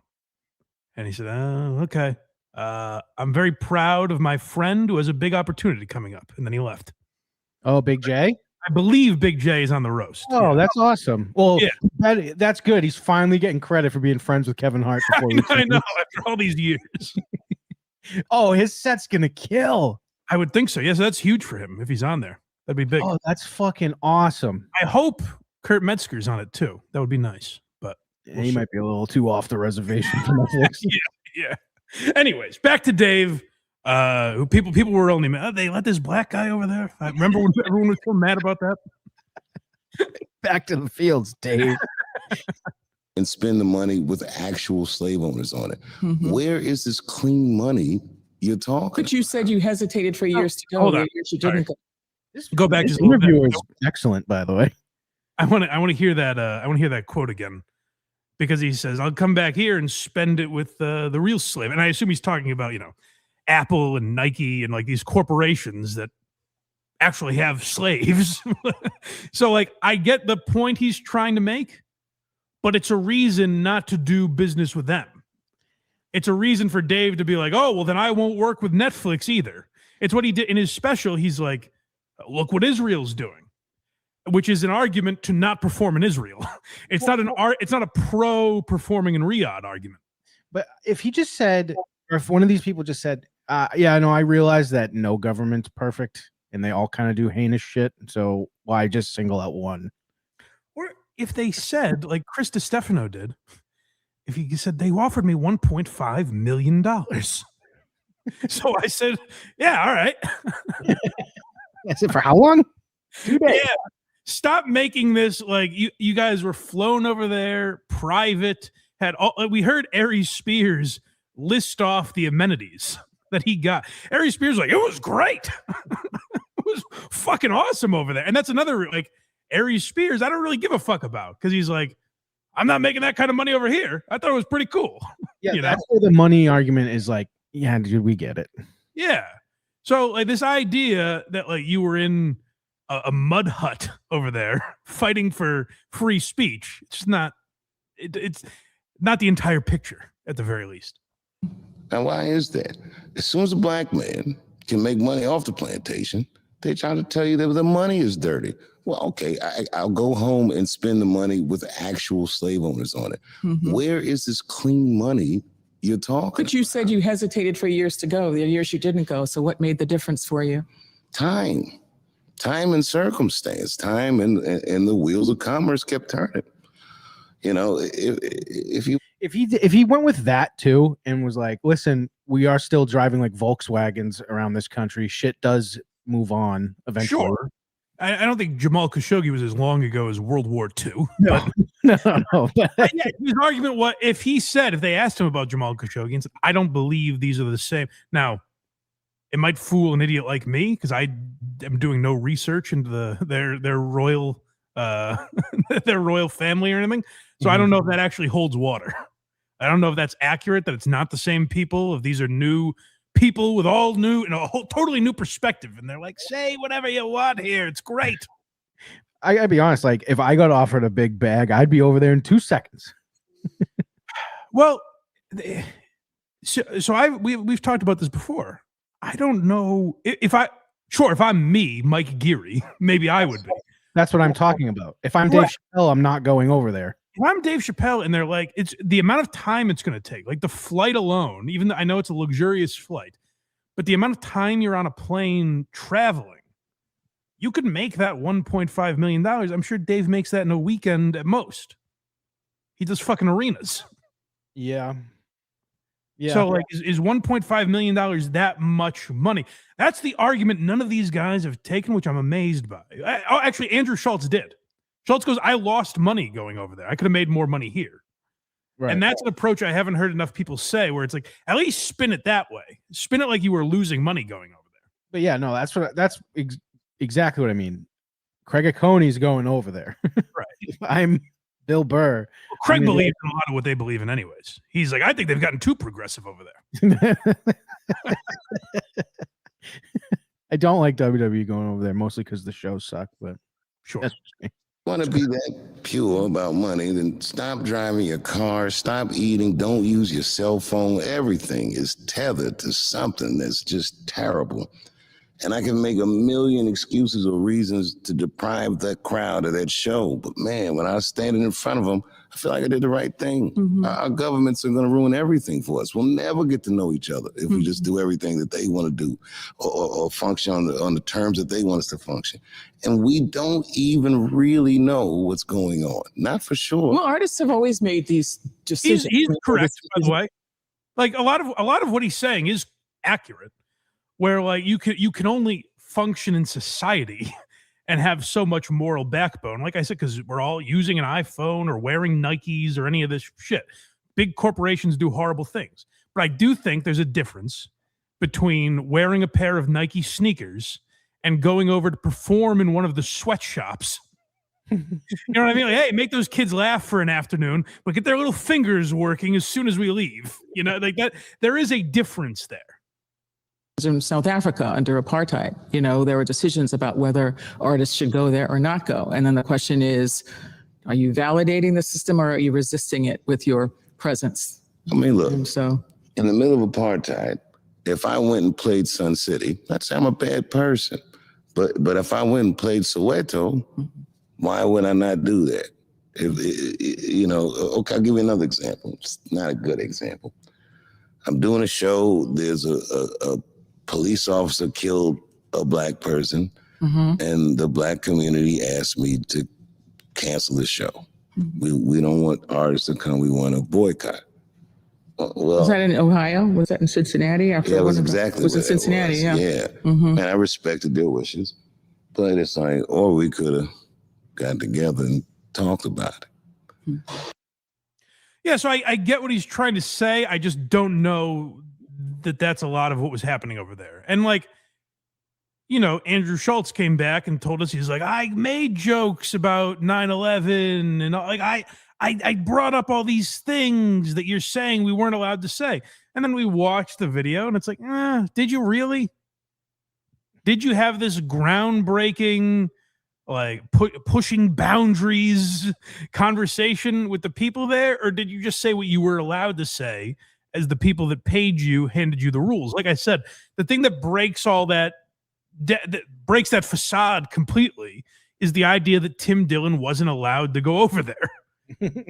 Like Tim Dillon made jokes before he got there and they were like, nope, sorry, homo, you're not coming over here. We better thank the potato, by the way. Everyone's in the chat now. Thank you, buddy. Very sweet of you. I got a couple super chats here. Principal Uncertainty, €5. Dave was once the voice of your funniest friend. Now he sounds like an intelligent Trevor Howard. Tragic. Trevor Howard. I don't know if I know who that is. Me either. Is that? I'm not going to even say. Just some other black guy, probably. Craig thinking of the. Is that Carlton from Fresh Prince? No. Zato Eachis Cane Sword. I don't even know how to pronounce that. $20. It sounds like a good one though. Give it another try, actually. Is it Toichis Cane Sword? All right. ZATOICHIS. All right. Is it Deutsches? I don't fucking know. $20. Chappelle's so far up his own behind. Man, it's sad. There's a little of that going on for sure. I love Chappelle and I like listening to him talk. I don't know where the comedian went, really. Yeah. Like if you watch Chappelle's old stuff, you're like, fuck, was he funny? Chappelle's old stuff really shines a light on how far up his own ass he is. Because I think he's very insightful. I think he's a very smart guy. Well-read, well-informed, at least as far as comedians go. But yeah, he is fairly far up his own ass. There's a story I love. The guys that host Do-Rag and the Deer Tag, Naeem Ali and Drew Montana. Mhm. Naeem, I think they had Soder on or something, and they told this story. Is that about a black guy and a country white guy? Kind of. Yeah. The name. I'm sorry? It's the context clues I'm getting by the name of the show. It's very insightful of you. Yes. So Naeem was, he's friends with Shane, and he was out with Shane, and they met Chappelle one night. And Chappelle showed them what was going to be the intro of his special. And it was just like a self-congratulatory, like clips of him at like the Kennedy Center and all these like highlights of his career. And Naeem Ali not getting like not getting that you're kind of supposed to kiss Chappelle's ass. He was like, "You're not going to put that out, are you?" And Chappelle was like, "Why? What do you mean?" And I guess Naeem was like, "I mean, it just looks like kind of a douchebag thing to put in front of your special." Good for him. Yeah. I liked when I heard that story, and I guess after Shane was like, "Jesus Christ." Box Eating Dead, $2. This Dave C guy looks like he wants a Hellcat. Dave C. Colostomy Stephen Craig, $4.99. I saw Joe List live last night. It was awesome. I wonder if you saw me there. I was there as well. I ran into a friend of the show, Chef Lewis. He's always there. Is it had a very nice chat with him? Yes. Cardiff Electric, $2.79. Thank you, Cardiff. BTH exclamation mark. Thank you, Cardiff. Yes, indeed. BTH tomorrow night, 8 p.m. Something very exciting happening. Something to celebrate tomorrow. I'm excited to see what this is. Oh, it's exciting stuff. You want to get to Akaash? Oh, yeah. I forget we have John to get to. Do you want to skip Akaash? What time is it? 11:35. Oh, no. We'll do this. Plenty of time. I've just had so much fun with you guys today. Yeah, so this Akaash Singh thing keeps trickling out because they took a break, and then his wife did a podcast. We went over that a few weeks ago, and I didn't realize Akaash has not been on Flagrant in like a couple months now, I think. Is that right? Yeah. Oh. He's been MIA. So he took some time off, and this is his first public appearance in at least a few weeks where he's on this is like Hot 97. I don't know who this woman is interviewing him, Nessa or something. Don't give the views to your own show. Go somewhere else, idiot. I'm sorry?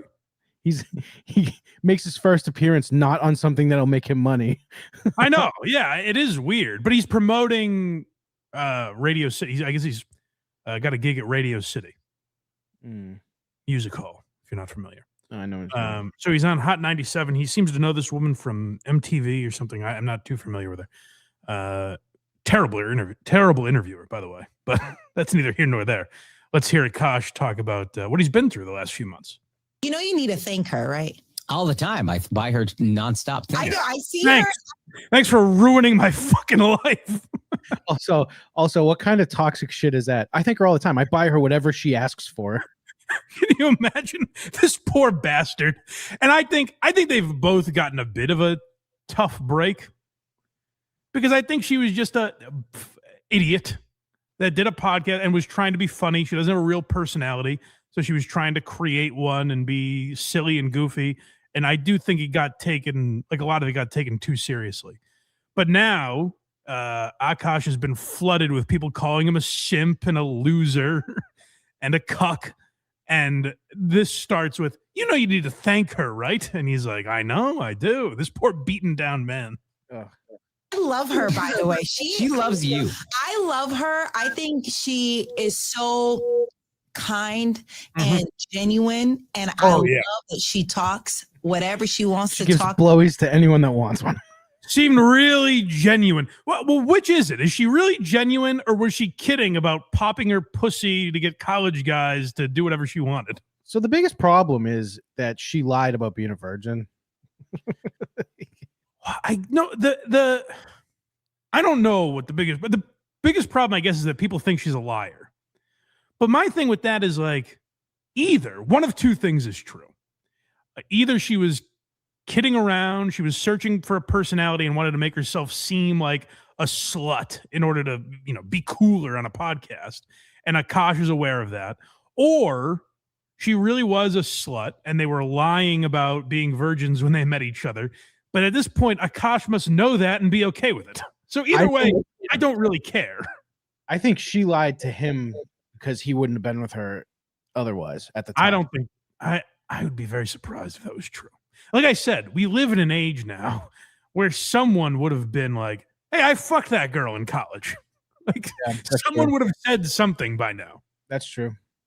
About she pops that at whoever. Yeah. But there's something special about that. And you're really lucky. I agree. You're really Yeah, lucky. no, And it I'm got sure, me in some hot water, but it's fine. Like, it was good for me to. DJ Electra, I completely forgot about this. She's most likely a liar, and she won't even kiss her own husband. She turns her head away if he tries to kiss her. That's just weird. She just gets nervous. Well, she's so nervous. I do like when Electra's on for these segments because the female perspective is valuable here. Because we're like, this chick fucking sucks, right? What was really interesting about that is like I defended her a little bit, and not just Electra, but plenty of other women I spoke to were like, nah, she's a fucking gold digging whore. And I was like, Jesus, ladies. Yeah. Go through that and be like, oh, that's all noise. All of None of that matters. Yeah. Yeah. And, you know, that's all noise and sometimes itchy. people who are listening, they might know, but like, you know, it's like a different audience. Like I didn't realize in the space that you function in podcast world, because you guys are very, very famous. I didn't realize that people were giving your wife a hard time. You know, his wife is so famous. People are very, very famous. Almost as famous as Dave Chappelle. That's right. Up for you or having an opinion. No, she said shit that if I said it, everybody would say it was a joke. And she and I have because we've only had sex with each other. She and I have a relationship where Totally. It's like, I don't give a fuck what you say. She can give a fuck what I say. I have her location. She has my location. Every time if you look at 90% of her TikToks, they're on the couch. I know where she is, and right now she's not fucking anybody. She didn't leave her phone at home and leave. I like using that like to prove you're in a healthy relationship. Yeah. Well, when we're not with each other, we follow each other via Snapchat. Don't go nowhere without me. So I'm like, whatever you say, I don't care. I know you. But the internet just ran with it and made it a thing. And at first, it really like f***ed me up. If it wasn't real, he wouldn't have taken time off. you think we're in a toxic relationship? Well, how about this? We're very codependent. She doesn't go anywhere without me. So checkmate. You think we're unhealthy? Well, we got deeply phased, Mike. Yeah, but to answer what you said, though, he kind of admits it here. I think a lot of the comments were just like getting to him. Yeah, which I get. If Schultz was like, "Hey, man, just take a break," like I kind of get that, and I respect that. But they also made like this whole wrestling angle thing, and they made it a bigger deal than it had to be. They were like, he finally speaks, and then did this whole thing, and then he was like, whoa, that didn't go the way we wanted it to. I would assume, even if Akaash doesn't realize it, that was probably regrettable doing it that way. Like he should have come back on and made jokes about it for sure. You have to address it. Yeah. Because if you ignore it, then it gets worse. People are like, what is he hiding? But address it in like a who gives a fuck way, kind of like he's trying to do now, where it's like, I know her better than you guys. Like you can think she's a whore if you want, but I know her better. It's not that big a deal. If you address it like that, but instead, you're right. They made it this pro wrestling spectacle, and it came off disingenuous and made her look bad, I think. For sure. Meaning, for the most part, the success that you have had, I don't know. I don't feel like things really phase you like that. So I couldn't gauge if it really hurt. I was deeply phased. But what hurt you about? It's just they're saying it about your wife. And I think the stuff they say about me will make me insecure. But when you're saying this about my wife and you're calling her all this vile stuff, people were messaging my mom and her mom saying she's a whore, she's this, she's that. It was like, yo, this is crazy how far this has gone. And I get that, by the way. And I, despite what this woman says, Akaash is not that famous. No, you know? If it's true or not, leave the fucking family members the fuck out of it, you weirdo.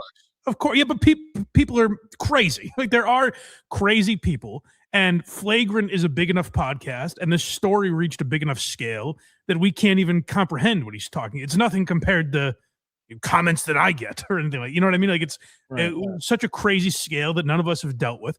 So I get that being, you know, uncomfortable. The problem is her doing that podcast makes her someone that's looking for attention. So you do have to kind of be ready for that. It's unfortunate. It sucks. I'm not saying it's a good thing, but it's hard for me to be like, oh, that poor thing, because it's not just going after someone's family member. She did a podcast where she said all this stuff and wanted attention for it. She just ended up getting the wrong attention. Y'all are chopping up, and I've probably done this with 1,000 famous people, so I don't knock the people who did it. Sure. But it did let me, I think, God did it for a reason, and I think. I like that he admits that, because too often we hear guys like Brendan Schaub, where Brendan Schaub will be like, I mean, oh, you people out there, you make videos and comment on Reddit, and you're all haters. You all just hate. And then someone brings up a picture of Amy Schumer, and he's like, oink, oink, little piggy. And you're like, wait a minute, isn't that hating on the public person? Why are you doing that, Brendan? Why are you hating?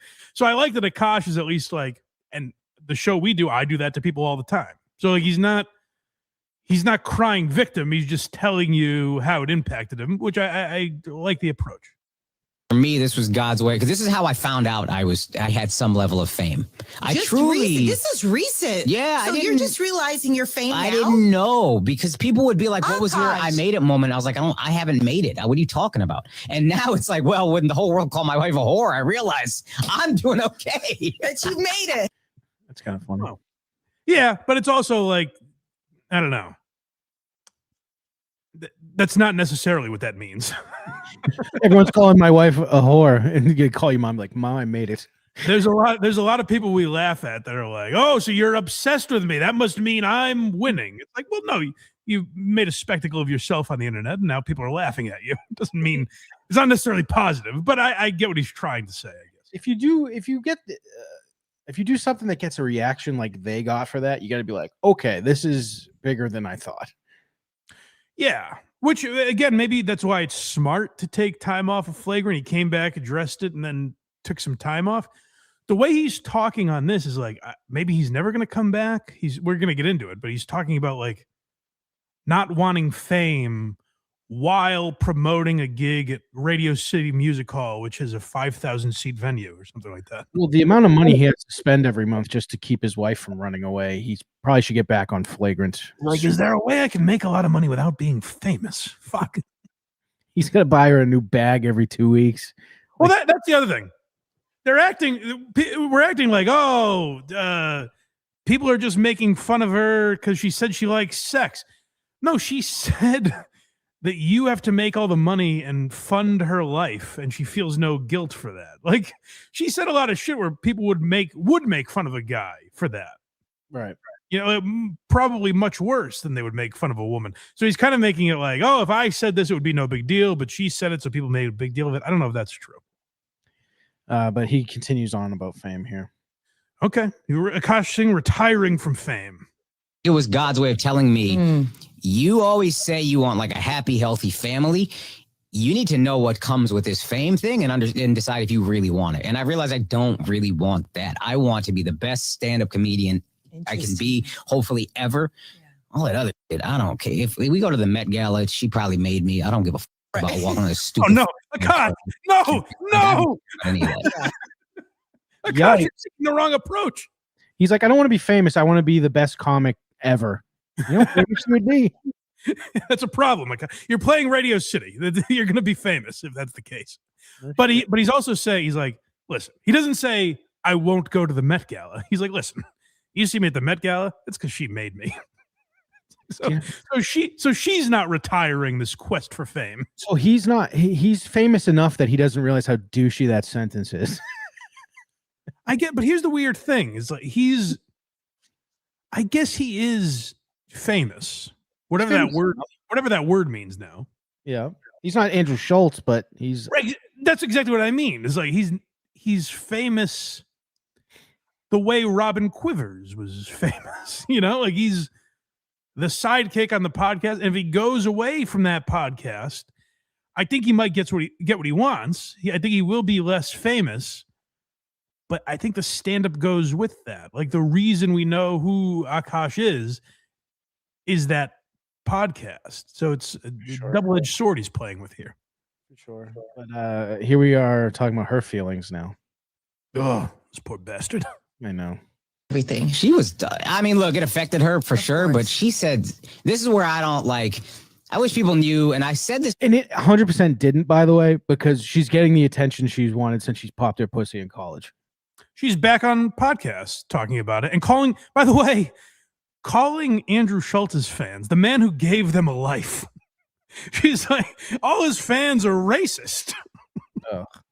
I don't know why people resort to that. It come up so many times just on this episode where people are like, oh yeah, all the fans are racist. That's the problem here. To her before she started doing social media, she's the most like multi-dimensional person I know, where she pops off, says crazy shit, says disrespectful. She sure does pop off on college dance floors and says disrespectful shit to her husband. Spiritual, so grounded and so like so sweet, and so like she has so many facets to her. She said on like the first week this was happening, she goes, you know what, baby, God knows what's true. We know what's true. That's right. What else matters? Who cares that anybody thinks? And I was like, I care. What are you talking about? Were you crazy? But she just kind of kept that energy. She was like, whatever y'all think about me is whatever y'all think about me. I know who I am. God knows who I am. That's it. I love that. She really does, she seems like that. You know, she really does give off that vibe of, hey, what does the Lord think about all this? You know, yeah, you bring up God a lot here. We're just his servants. I'm kind of stunned he's saying God, to be honest. Now I'm going to need help from people that follow Flagrant a little closer, maybe. Has he always been religious, or is God being dragged into this against his will? Hey, motherfucker, I don't know you anything. How am I getting brought up here? God's kicking and screaming. Hey, don't drag me into her horse shit. I don't want any part of Jasleen Singh. Stressful, and like I had to realize there's a lot of people's voices in your ear, like it talking in your ear, like she needs to do this, she needs to do that, and then I had to realize like she's the one that's actually strong and courageous, and the rest of us are like running and hiding and going dark and blah blah blah. And she's like, no, I know who I am. Go f yourselves. Yeah. So were you surprised that some people were telling you that she shouldn't be on social media? Like she shouldn't have a voice? No, I think the thing what was surprising? Yeah, the thing that surprised me is so many people ran and made videos when they have my number or they have we've messaged each other on Instagram, and it's like, yo, you could have just asked me what really is happening. Yeah. Like people are saying foul stuff about her, and then one guy was like, man, I hope I get to talk to him. And it's like, man, you got my number. You could just text me. That I definitely get being frustrating. Yeah. That I can empathize with him on, where it's like if you see people you know and they're speculating on what his relationship is like, you're like, well, who the fuck are you? Why? So you're not a friend. You have my number, you could have reached out, but you made content out of it. I totally get that. Like Akaash does seem to have a good perspective on it, where he's not mad at channels like this or podcast cringe. You know, too many people lash out at those channels where it's like you're putting your shit out on the internet. But to say, oh, well, why would they get mad at her? Or why would they react to her? Or she shouldn't have a voice. People are saying she shouldn't have a voice. Isn't that wrong? I think what people are saying is, and I'm sure there's people going further than this, but sane people, if reason prevails, what they're saying is, hey, she just wants a podcast because you have one. Right. He's like, oh, my husband podcasts. I'll podcast. I'll get famous doing podcasting. And that feels wrong. Now, if she can handle that and doesn't mind people calling her a gold digger and she makes a brand out of that, whatever, then do it. But if it's making you miserable, I think people are saying she should retire from influencing. If it's ruining your guys' lives, if it enhances your life and she makes an income from that or whatever she wants to do, then terrific. No one's saying, oh, that bitch should be silenced because she's a woman. They're saying it's kind of a bad look, and it doesn't seem like her thirst for podcasting is coming from a genuine place. You know, she went to she worked for Goldman Sachs. She wasn't someone that wanted to be in entertainment. She fell into it because that's what her husband does. And all the people she thinks are going to watch her show are now racist. Oh yeah, that really annoyed me, and I keep trying to remind myself of that because I'll defend Jasleen Singh, and then I'm like, wait a minute, she called the people that gave her husband a life racist. Like Andrew Schultz has been nothing but good to these people, and I remember even when we watched that Flagrant episode that they were on, I remember a few times saying, boy, Schultz is a good friend here, huh? Because he could have fucking buried them. Yes, he could have. But this is the last clip, and it's realizations. All right. Well, this is what's a little weird and going to be weird for him to navigate is he's playing a 5,000 seat venue, but he doesn't want to be famous, and I think that's going to be tough. And you feel good about it? I feel much lighter, dude. When I realized like my ticket sales were not affected, they've gone up, if anything. Yeah. And it's like, oh, these people have their community online and they bash people, and that's good for you. That's not an existence I would love, and I have my existence, and I'm pretty happy with it. Were you surprised at how many people were so quick to say something because they thought it was your downfall? Like you're like, oh, that's how you really feel about Yeah, I guess I don't know if I thought it was because I don't. This sounds like I'm being fake humble. I think because I'm surrounded by so many people so much more successful than me, I never see myself at any kind of peak. So to me, there's like no downfall to happen because again, this is like the first time I thought, oh, I have some level of fame that what my wife says is newsworthy. Right. But so I don't think downfall. I think I was just like, oh, y'all just want this fame thing more than anything. And I've realized it's addictive and it can, I think, lure you in before you realize it. You're addicted to it and you're saying stuff about like, we're supposed to be really good friends and you're saying stuff or letting stuff slide. And I'm like, you're not a bad person. You just really want the fame. And you might be kind of broken if you've seen the other side of fame and you've experienced it and you still want it. There's probably something wrong with you. Ooh. I don't personally want that. Ooh. Yeah. Wow. Take it easy. I didn't realize this is where we're at now. Well, get with the program, sweetheart. Keep up. If you paid attention at all today. Any of the other things you said? Oh, I didn't realize. What was a hint at that other than the last 45 minutes of you talking? But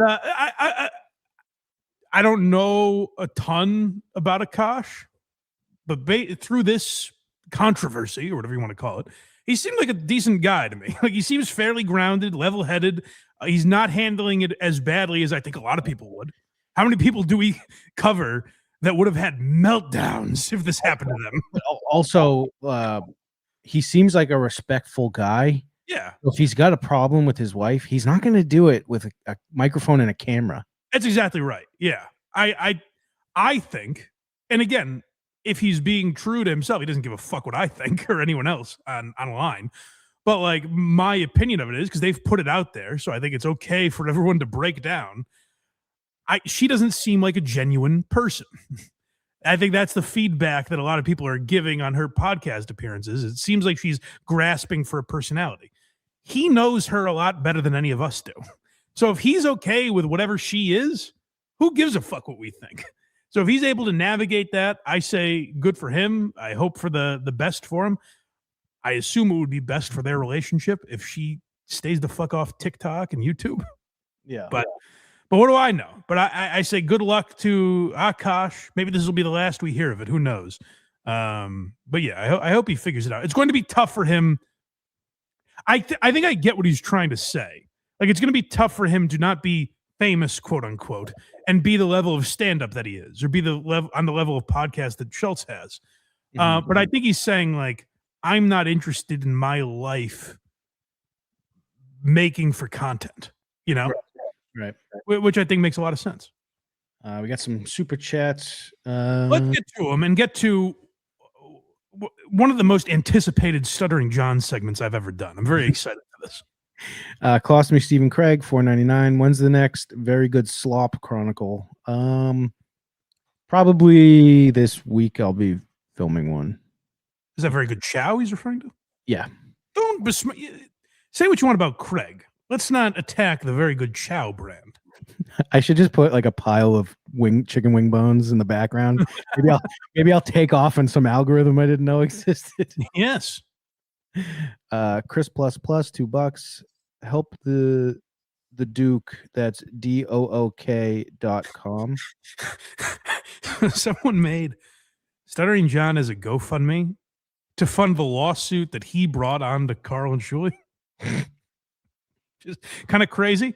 But John has a GoFundMe, fundtheduke.com. So someone else made fundtheduke, DOOK.com. And now every time John says it, he has to spell Duke for people. It's funny. NIGSAW1, $2. I don't know if spelling makes it any better, but it 100% is better than me saying that. You didn't thank Cardiff enough. Unappreciative jerk. I plan on waiting for tomorrow. We're going to do the first hour is going to be me thanking Cardiff. So I don't want to spoil it now. That's for patrons. You have to pay to get that kind of stuff.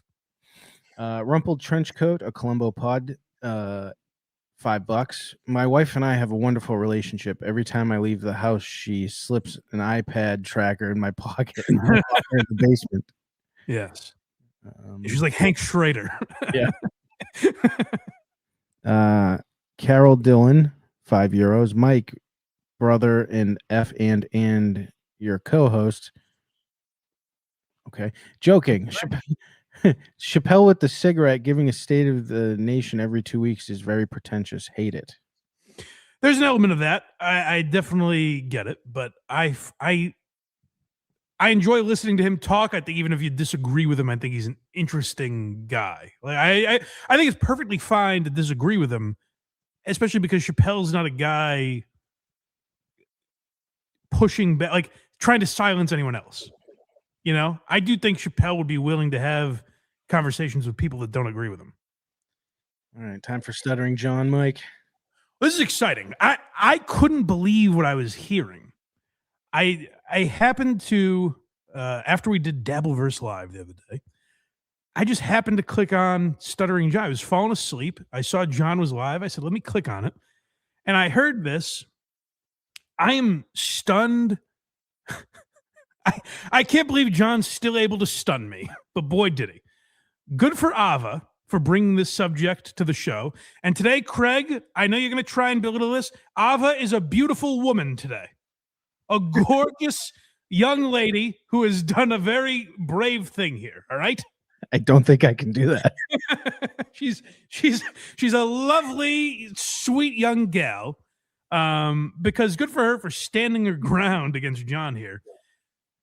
She brings something to the table that is, it happens so often in the Dabbleverse where it's like, hey, we don't like the same person, so I don't care anything. I'll put aside anything else about you that I might not like. We're on the same team now.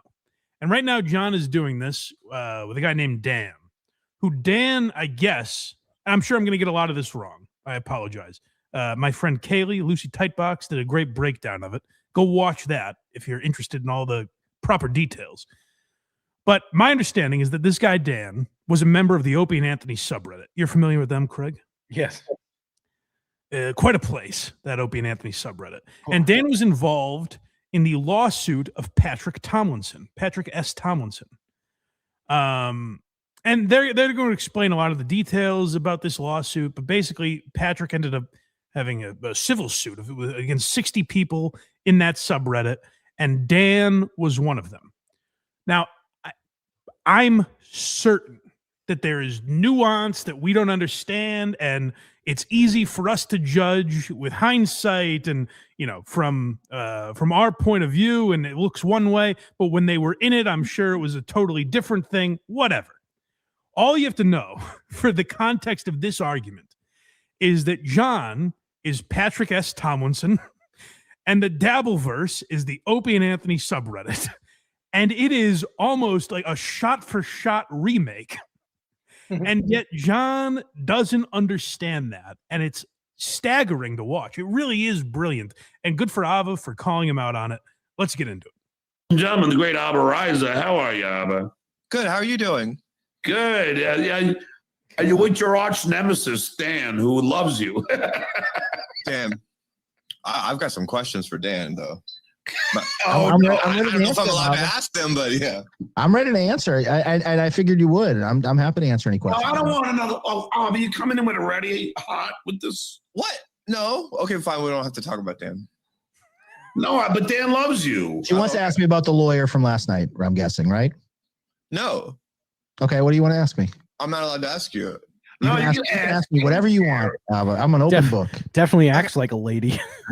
Such a weird dynamic with these, because they all have to please John, and they're walking on eggshells. They don't want to upset John, and it's also funny where John goes, "Oh, you're here with your arch nemesis," and Ava goes, "I've got some questions for him," and John goes, "Whoa! You're gonna bring this horse shit up?" It's like, you brought it up, John. But here's the Patrick Tomlinson explanation. Okay, so they're going to give some details, and as we go through, it'll be your guys' job. I don't see well, so I'm going to need some of your help. Tell me if you can spot any similarities to what has happened in the Dabbleverse with Stuttering John as what happened with Dan and Patrick Tomlinson. Can you walk me through what happened with that guy, Tomlinson? Do you want the Reader's Digest version, or how deep of a dive do you want to go? What did you do? Is his name Patrick? Yes, his name is Patrick. Wow, I get fucking troll mail from Patrick Tomlinson every fucking day. Do you really? Hold on. Every day. Well, I was. No, he doesn't. It's just a guy who's made his YouTube account Patrick Tomlinson. It's not. I'm almost certain. 99.999999999% sure. It's pretty sure that this is not the real Patrick S. Tomlinson sending John letters, as he calls them. I'm not sure if he means physical, like he's mailing John. Dear John. That's a Dear John letter. I disagreed with what you said about the shitwayer yesterday. But I'm my dearest Jonathan. It's been a fortnight since I wrote you last. Since then, the shitwayer has made the following indiscretions. Please get the poultry bites off the table. I disagree with your assessment of Madam K.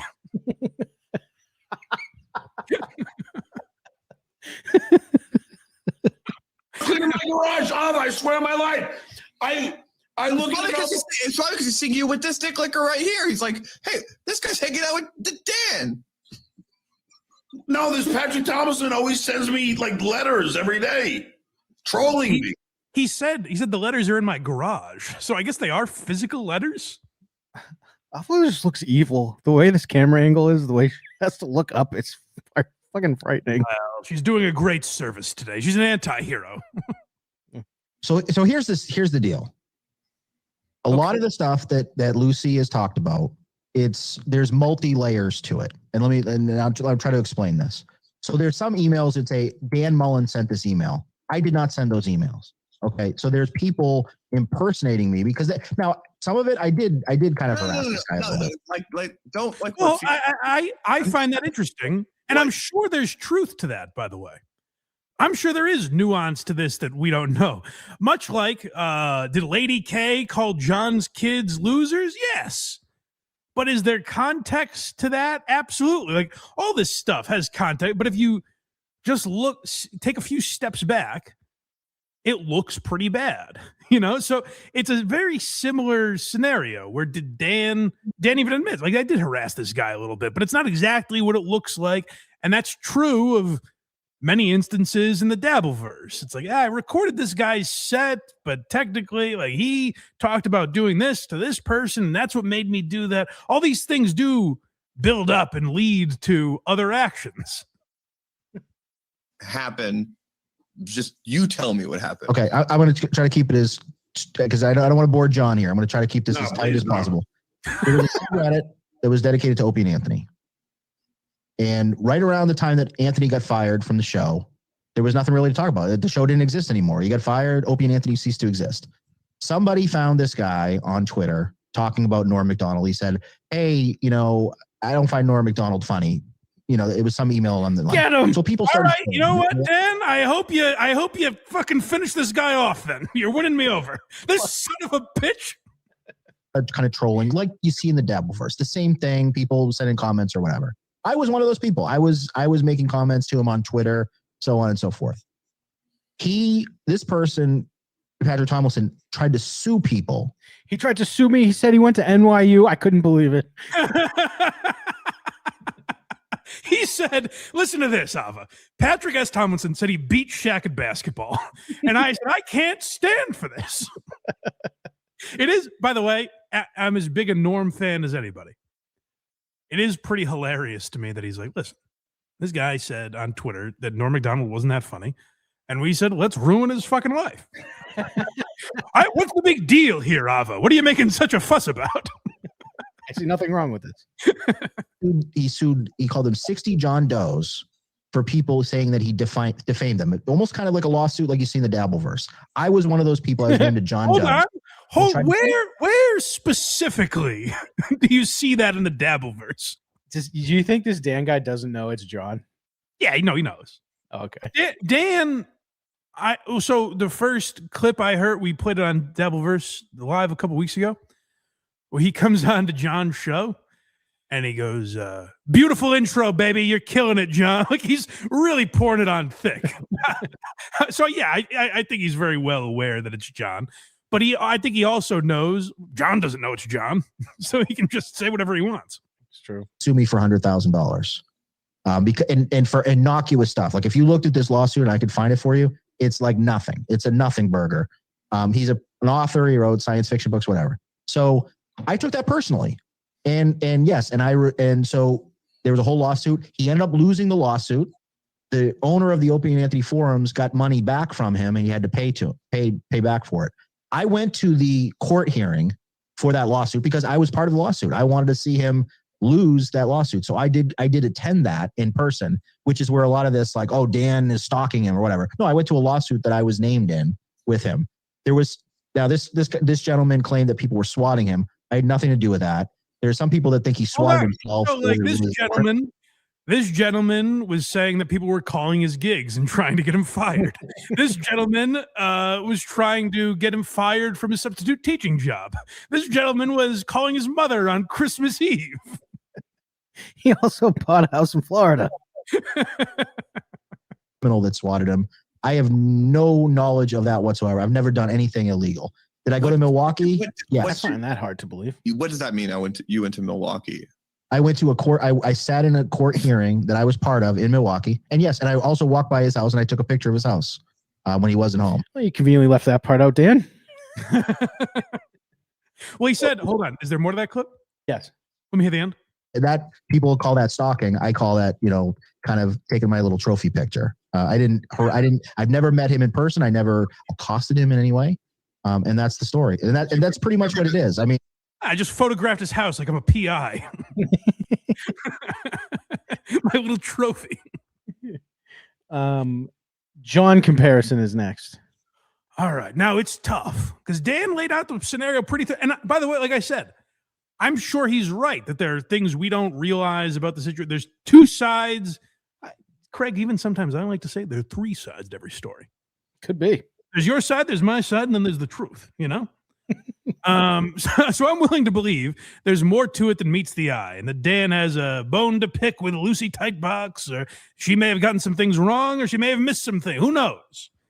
All I'm looking for here is, can you see, and guys, help me out here, look really closely. Can you see any similarity to the case with John versus Shuley and Carl and the rest of the Dabbleverse? See if you can spot any similarities.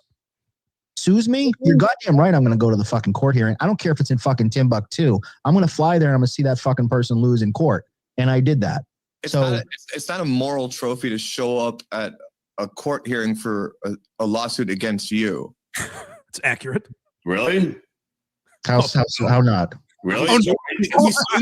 John suspects you may be criticizing him, Ava. John just here is like, hey, it's not a moral victory. You mean I don't have any moral victories? You're gonna take my moral victories away from me? I don't know what John hears in this statement that he gets offended by, but he's offended. Well, because I think he's not making the comparison, so he's looking at it objectively and being like, why wouldn't it not? If you have enemies, do you like to see them fall? Yeah, you saying I'm not a hero for making my enemies suffer? You can't brag about showing up there. That I won, that I made you lose. Whoa. What are you implying I did with John's family? He just said it, what John just said. No, I said what Chitwayer asked you to do. Yeah, Chitwayer asked me to do something that I didn't do. I know what I'm trying to say is that I don't perceive Dan to be as bad as that. And I think it's horrible that you would even accuse him after show after show on me and harasses my family, my friends. Dan, his comments were on Twitter and Reddit. Shuli's were on YouTube, Ava. What's the comparison? Get it right, you fucking idiot. It's a totally different social media platform. How are you even drawing? I don't get it. Reddit is not YouTube. YouTube is not Reddit, Ava. Keep it up, Ava. We're going to the boxing ring. Ava, I'm starting to think you're a man here, the way you're not making sense. And every fucking part of my life.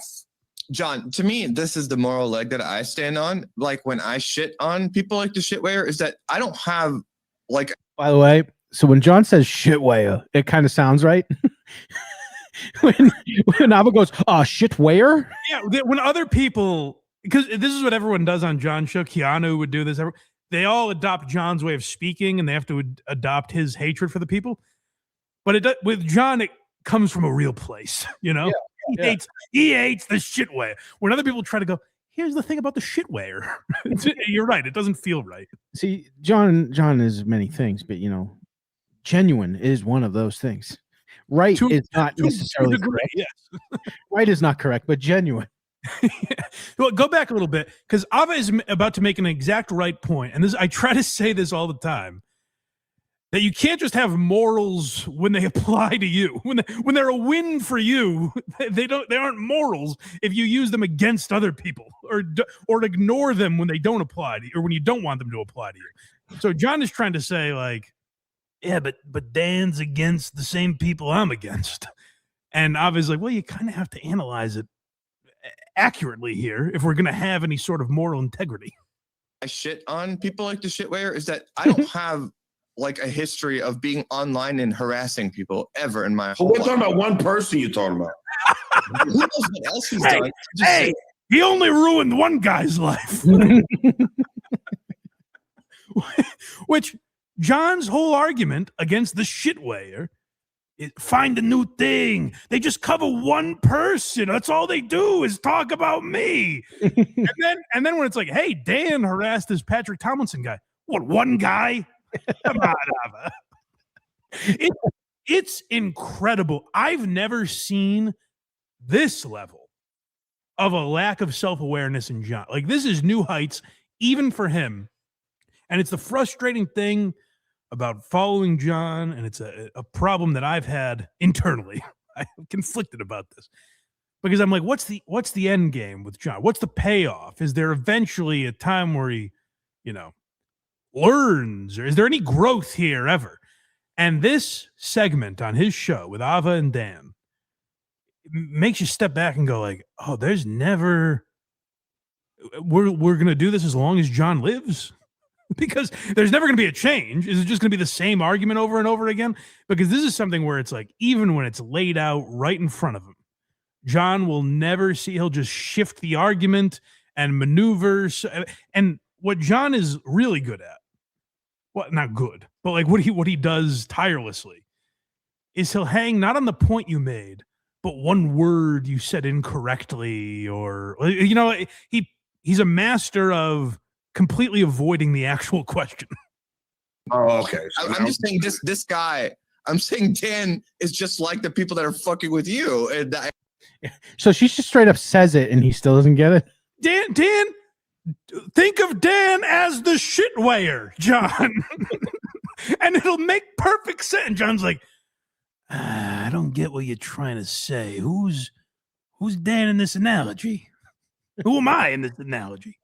No. Patrick S. Tomlinson never worked for the Howard Stern show. I don't get what you're trying to say, Ava. Next, we have morally consistent. Yes, so this is more of what we're talking about, where it's like, yes, if you think what the shitwayer is doing is morally outrageous and wrong, then you should kind of look at this lawsuit and be like, hey, Dan was wrong in that moment. And by the way, that doesn't mean Dan deserves to go to prison or there should be any major punishment. It's just saying like, oh yeah, hey, Dan, that's kind of shitty. How do you explain that? That's all that has to be done here. But Dan's like, nah. This guy hates the shitway, so he's all right with me. All he's been is supportive. John, I'm not claiming he's done anything to you. I'm just saying we should be morally consistent. And when you got a guy like Dan out there that like what he's saying, this was how many years ago was this, Dan? This is like 5 or 6 years ago. All right, okay. So when Lady K called your kids losers 8 years ago, was that all right? Can we move past that now? He was absolutely expecting him to say over a decade ago. John was like, what was this, 30, 40 years ago? It's like, I mean, like right after the pandemic. He's telling you what happened.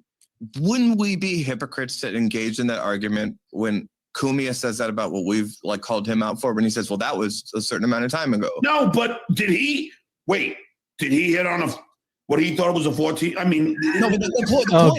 You see what I mean? Where he hangs up on, Cumia bit a woman. I know, John, but that has nothing to do with this. All right, so what are the ethics are the ethics? So I'm a piece of shit online now. You got me guilty as charged. I'm a piece of shit. Okay, what now?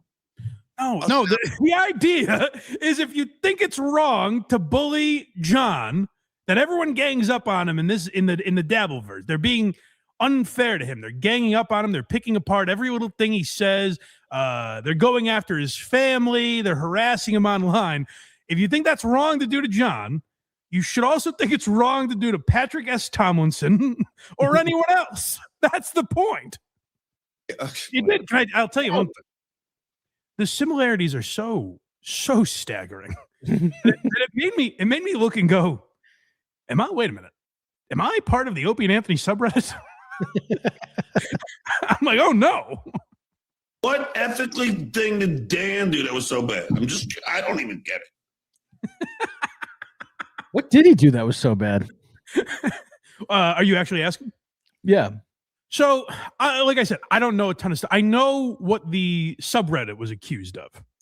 And it was swatting Patrick Tomlinson, which you know what that is, I assume. Yeah, but he said he had nothing to do with. He said he had nothing to do with that. Sending people to his house. Like, people showed up at his house and stole his lawn furniture. That's crazy. Yeah, there was shit like that happening. Shit that's way over the line. You know, and John went and he knows Carl's exact water layout of his pipes. Or people show, John always brings up, they stole my couch cushions. Well, that's what these people did. Now, again, if we're really analyzing and comparing the two, it seems like what happened to Patrick S. Tomlinson was worse and more unnecessary than what was going on with John. Yeah. But I'm sure people that look at the Dabbleverse at a glance are like, what the fuck? You just don't think he's funny, so you do shows on him every day and you talk about his kids, and there's a way to look at them exactly the same. Well, John's thing too is none of it is in person unless he's doing a public show where people pay for tickets. Right. And Dan may very well not be guilty of swatting Patrick Tomlinson or taking his lawn for that's definitely true. Just like Shuli and Carl are not responsible for making people call the school he works for, or the comedy clubs that hire him, or call his mother on Christmas Eve. All the shit that John rants about. It's an individual basis. The individuals that are doing that are shitty. They also say don't do that. Right. So, right. Whatever. Next we have life ruined. Okay. Again, see if there's anything that John has ever claimed here before. This is really interesting. it's an individual that tweeted just that he didn't think Norm Macdonald's funny, and that you and a group of people like fucking ruined his life. And this is a guy who got mad that Chrissy Mayer said he dabbles in comedy, and you guys tried to ruin his fucking life. It's crazy, the similarities. It's honestly like let's say Patrick S. Tomlinson never existed. Mm-hmm. And someone just made a Reddit thread and put like Patrick Tomlinson instead of John's name, like Dan instead of Carl's name. Like it's like you just substituted these events. Everything comes back to Joe Rogan Mad Libs. Exactly. It's all Joe Rogan Mad Libs is the point I'm trying to make.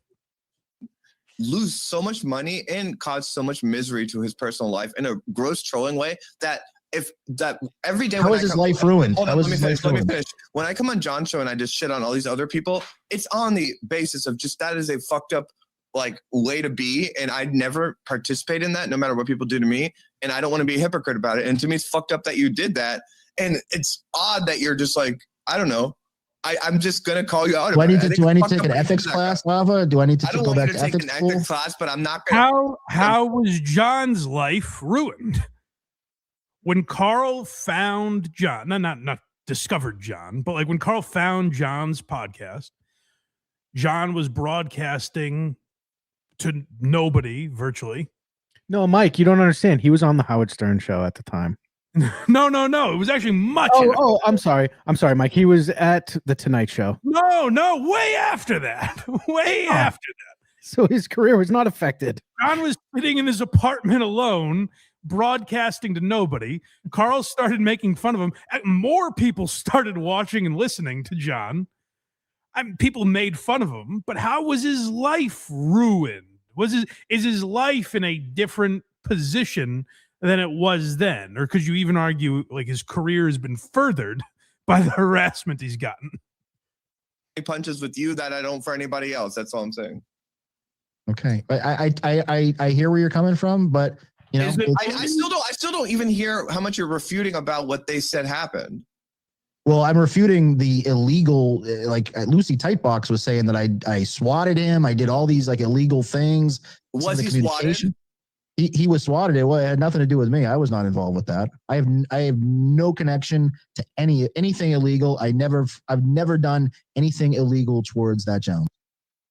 Which is the same as saying not good enough. Which is the same as saying, hey, that guy that took John's couch cushions, I'm not him. What are you mad at me for? Right. Next we have Just Incredible. I was flabbergasted. I really couldn't believe, and I don't know if people had the same reaction as me to this. I was stunned by John's complete lack of. Does he really not get the comparison? I guess is the question, or is he pretending to not get it? He definitely is not pretending. He's not that good an actor. We saw One Too Many or whatever the fuck that was called. There's a scene you particularly like that you said he stole the show. Oh, let me find it. We got it. Av, I want you to pay attention to things that this guy says. Let's hear it from One Too Many. Oh, wait, that's on the VGS board. No, all right. Let's continue. Shut up, you faggot. There we go. You fucking cocksucker, bone-smoking, faggot, homo piece of shit. It's not even well written. There's too many slurs in that line. Sounds like Electra wrote it. Electra, settle down. We'll get them off the screen soon. This guy said he didn't find Norm funny and everyone attacked him. But how do they know his real name? Because he's a published author. He's an actual like. Because he works for the Howard Stern show, the Tonight Show. It's crazy. John, he's a director and starred in a film. And by the way, this guy, like Patrick Tomlinson, was a published author, I guess. But come on, he's not famous. Nowhere near as famous as John. I'll say that much. His Norm's not funny. And then everybody, all you guys decide to trash him. correct? Yeah, people were trashing him. He said that. No, John, go ahead. Okay. Oh, jeez, whipped dog Ava over here. Oh my God, I'm so sorry, John. I do think it's smart in the sense that if you keep interrupting John or try to get your point across, there's even less getting through to him. Yeah. Like he'll just shout over you and mute you. So like, unfortunately, that might be the right way to play it. Yeah. So now that you're all trashing him, then he gets mad that you're all trashing him, and he decides to sue you. Is that correct? Yep. Right? Hold on. We're almost there. John, okay. So they trash him nonstop, and he tries to sue them. Nothing. Is there something I'm supposed to be getting here, Ava? I don't. What's the similarities? And you say it so. One of them, when they were trashing him, is in his wood-paneled basement in Rochester. He's gay, but he's married, but they call him gay a lot. Patrick Tomlinson, he yells "skull" before he drinks his beer. Ava, I gotta tell you, I don't think there's a lot here. He sued the website and said, I'm trying to, if you could trust my broadcasting skills, I'm trying to simplify. Definitely this, not. Okay? You're a legend. I'm trying to simplify this. You're a legend, John. Did you hear that? Yeah. You're a legend, John. John, you're the greatest. Your analytics skills are on point here as always. Now let's see, as you just said, they were trashing him. He decided to sue them. Put that last piece together, John. A legend like you should be able to really drive this home. You got it. If Ava could win the entire internet over, if this has been a long, long, long con. I know. Skills. I'm trying to simplify this. Okay, you're a legend. I'm a civilian. He said his argument was, I'm a civilian. Civilian. Simplify it. His argument was, I want to get the identity of all these anonymous people that are trashing me on this website. And like, I will pay $1,000 if someone gets me Cardiff Electric's real name. Like, for example, Rocco Burrow from Anaconda. I know where Rocco lives because of this asshole. Let's see if he can put it together now. Didn't John walk by someone's house?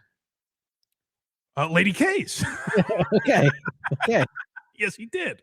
And I'm gonna get money from a source to sue these people and get their identities. What did you guys say when you trashed him?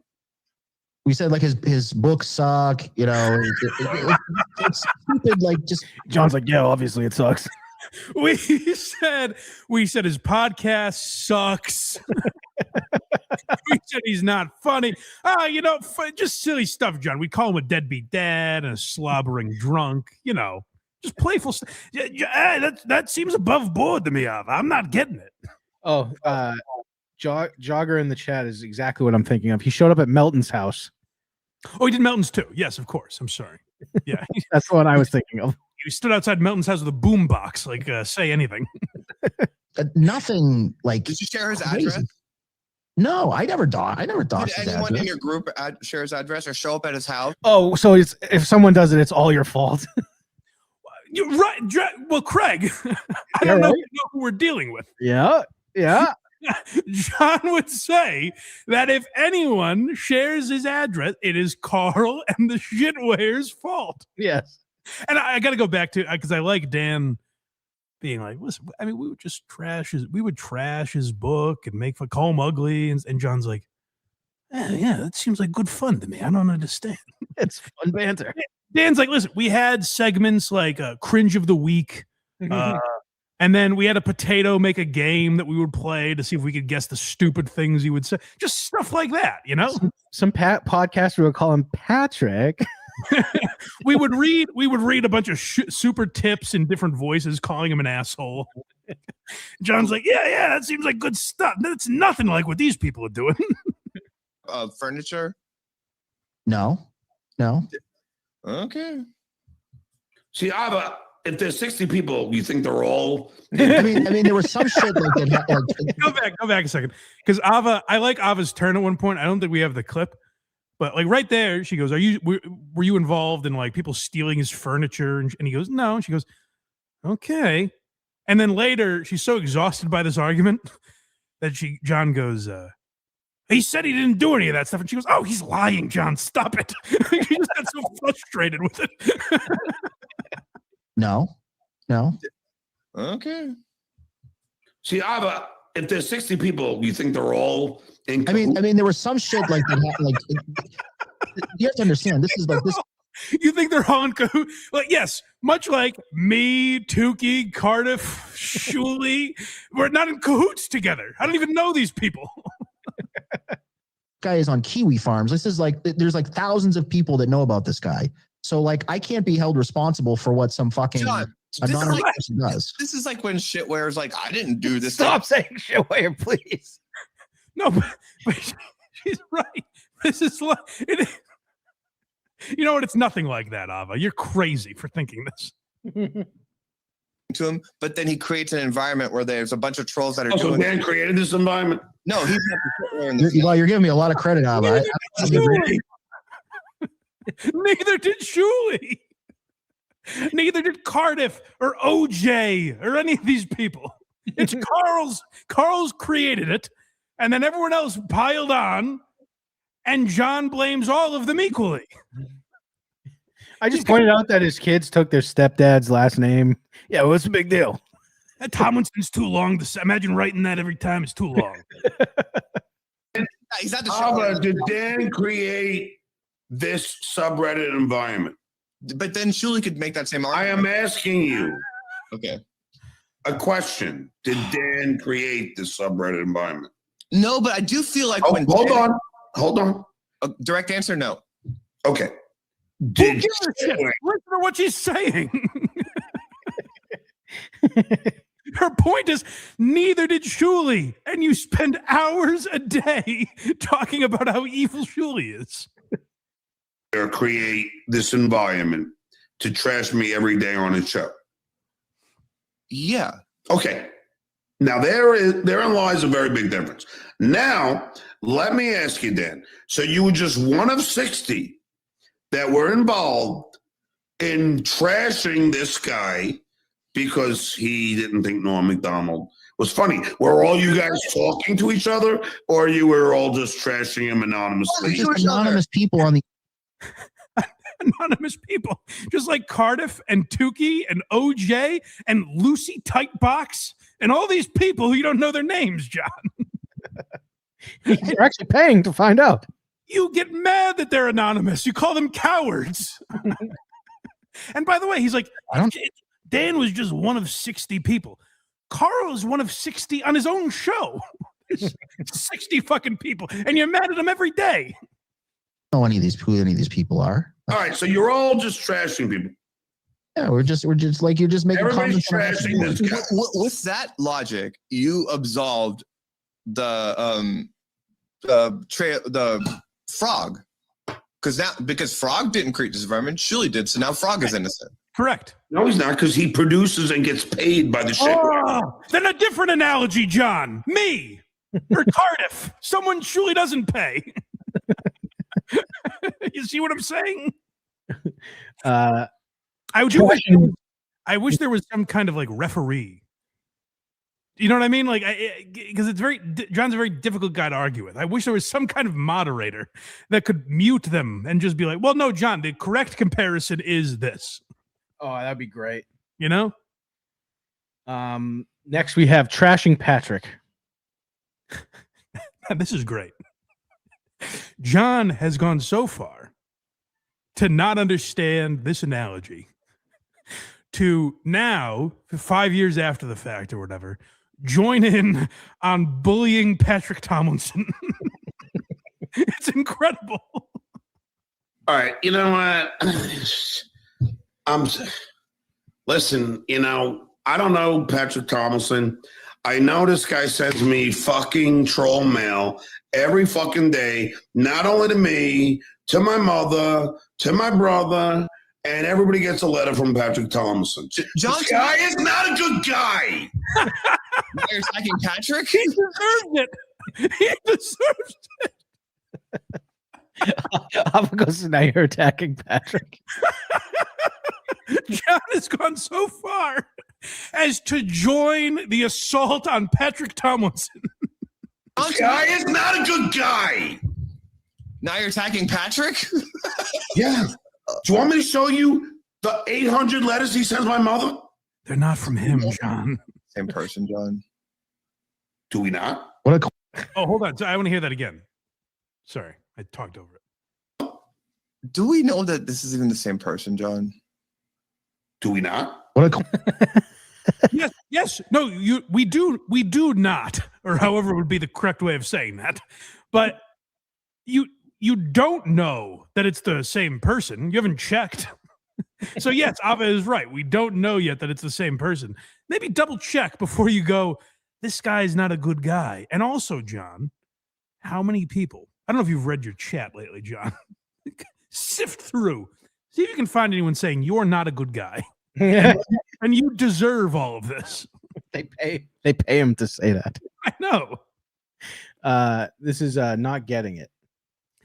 I mean, at some point, you would think he'd go, I see what you're trying to say. You would think. You would think he would give in a little and be like, listen, I get kind of what you're going for. Even Dan is like, I see what you're trying to do. John is like, huh? It's not even close. I look at Patrick Tomlinson as a person that tweeted that Norm Macdonald wasn't funny and didn't think that he would end up having. All right, so then Dan said he was funny. Dan says he didn't dox him. The guy sued Dan. Now where we at? Why did he sue Dan? Dan? Because he wanted to, because I was anonymous. He wanted to get my identity. And now, John, doesn't that sound like what people say about you? Do you have an analogy here, John? I don't get your agenda. No, I don't. I don't have an agenda. I'm being consistent. Okay, what's your consistency? You responded to people fucking. I sued two people who I know their identity. I'm not talking about your lawsuit. I'm not talking about your existence in the job versus the way people fuck with. I don't give a fuck who all these fucking anonymous assholes are. Okay. Okay. All right, whatever. You don't care who Cardiff Electric is, John. You've never expressed a thirst for his identity. This John's. It's like, Craig, if we were this kind of show and you presented a topic today and you were like, Mike, I read an article about this guy who he has a degenerative eye disease and he's had it since birth, but he could see a lot better when he was younger. And over time, it has really developed and impacted his life. And, he's struggled with that. It caused a lot of mental health issues, and he kind of avoided getting help with that until a later age. And he came to grips with it at a time where he avoided all this help. And then eventually he got it. And yeah, he went to blind school, and when he got out, he found his super sexy producer. That's right. Yeah. All this really cool guy, a cool right-wing food influencer. You presented all that, and I went, huh? I don't get what you're saying to me here, Craig. I don't understand. What I'm supposed to relate to this? He's got a show called Pretty Good Grub. I'm like, what? What do you mean? I don't know. What are we talking about here, Craig? I'm not seeing it.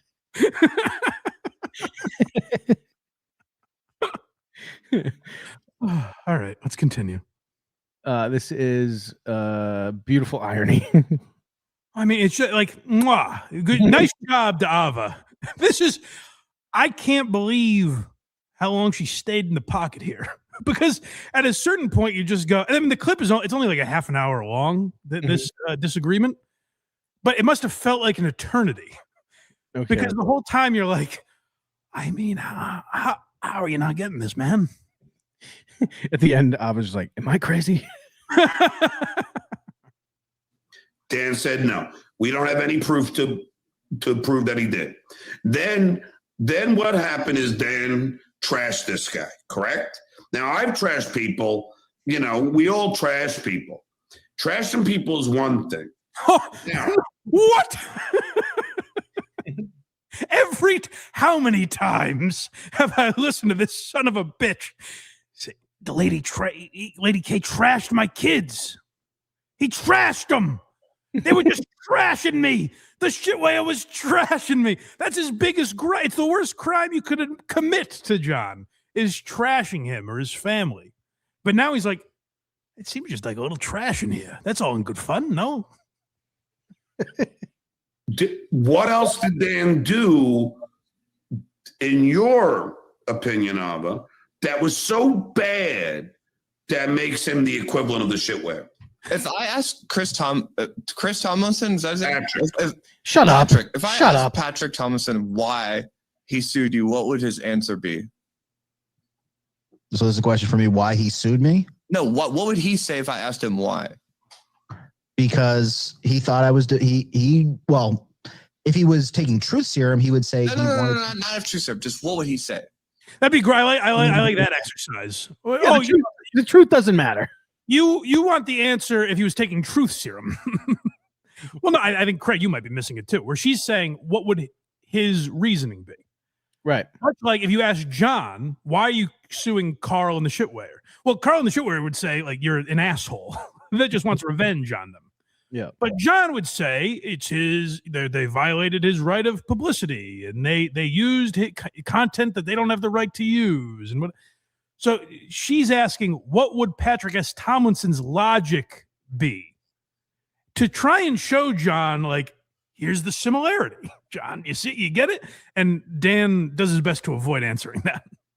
John, people that made fun of him online because he is a thin-skinned person, just like a lot of the people in the Dabbleverse. Thin-skinned, didn't like that people were making fun of him online, and wanted to get their identities and ruin their lives. So, John, I just asked Dan. Check and mate, Ava. I think case closed. What's so wrong with that? That sounds like a guy who should get gotten. What he would say if I asked him that question. Dan stated that he would make the claim that he's a thin-skinned individual that wanted to get revenge on Dan. Do you believe that? I wasn't there, Ava. You see people say, "Hey, I'm a thin-skinned guy. I just wanted to." I will say for John, he doesn't know this story. How could he actually answer it? No, but don't you see what I was asking? You think Patrick Tomlinson? No, I got it. What Dan is saying is that Patrick Tomlinson would say, "Oh, I'm a thin-skinned pussy." Right. I was pointing out to him, Dan's being disingenuous here. You think Patrick Tomlinson would say, "I'm a thin-skinned guy and I'm just a little baby and that's why I sued everybody," to show it? This is what people say about John, and John is not picking up on it. I know, it's the best. I mean, I don't know that he'd say he's thin-skinned, but he's thin-skinned, hence why he's saying that. I don't know why you're playing the psychological. I don't know what, like. Well, the only thing I don't understand, Ava, which I think is kind of odd, maybe for me, because I get trashed. You know what's odd about you, Ava? What do you? Let's start a list. Before this Dabbleverse, even on the Stern Show, by fan mail, anonymous people, and I've never, ever, nor has Howard, and there were tons. I had a whole box of hate. Hold on. John is about to describe the hate he's gotten over his career, and we're approaching a silence. Ava says something. Me, Carl, Shuley, anyone that's talked about John, we have not been able to say as much with our words that Ava is able to convey in one single silence.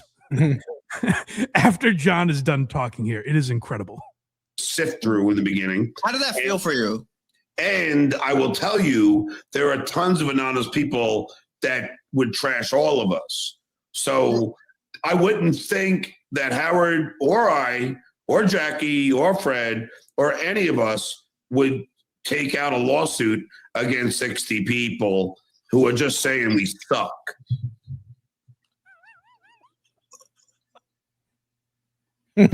Okay.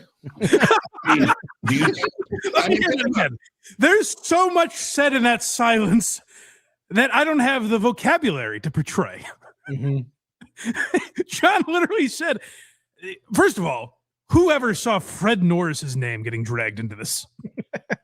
Like, how did we get here where we're bringing up Howard and Fred and Jackie somehow? But John's like, neither me, nor Fred, nor Jackie, nor Howard. We would never sue 60 people just for saying we suck. John is in a lawsuit suing 2 people because for 5 years or 6 years, whatever, they've been saying he sucked. I understand it's his right of publicity. If they put it this way, if Carl and Shuley did a pay-per-view praising John, do you think this lawsuit would exist? Do you think John would be like, I know you said some very nice things about me, but you're violating my right of publicity nonetheless? I was really putting her nuts on the table for this one. Sure is. Let me hear this silence again. It is amazing. I wouldn't think that Howard or I or Jackie or Fred or any of us would take out a lawsuit against 60 people who are just saying we suck.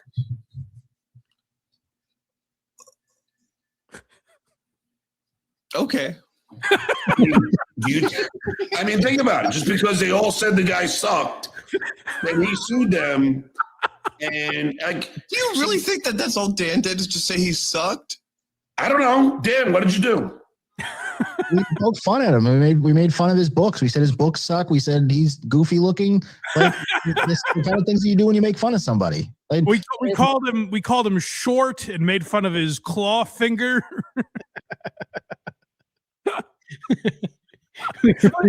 if John could involve, and he's threatened to, if John could involve all of us, and by us I mean everyone in the Dabbleverse that's made fun of him, he gladly would. We would all be named in that lawsuit. Mm-hmm. But the only way it makes sense is to do Carl and Shuley right now. But like he would love to sue all of us. I remember I was named in one, if you remember. Yeah, it didn't last long. The FBI got involved and John shit himself. Yes. But like Dan's basically like, yeah, he would do these live streams and he would take his neighbor's booze and we would call him cheap fuck. Dan doesn't even have to lie. He's just saying like he's like, we made fun of the fucking guy. And John's like, see, nothing like my situation. Was on a fucking message board and he didn't like it and he wanted to fucking he didn't like people criticizing his books or saying nasty things about him. So he took up a lawsuit, a frivolous lawsuit that got thrown out of multiple courts because it had no merit. But he was just mad that you guys were trashing. Correct. Exactly. Right. John's like, what a pussy. John, get there, please. You're so close. What a pussy.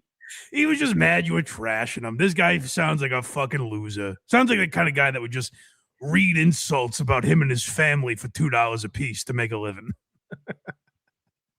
Well, we are at our last clip here, and this is the conclusion.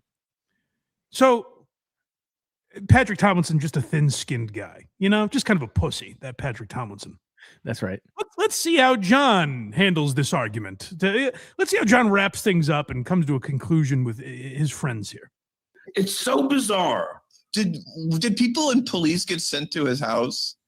Yeah, exactly. That's what he John, got that's what started. John, that's what I'm saying. But once again, I had nothing to do with that. Do you see how Dan's to blame for whatever happened.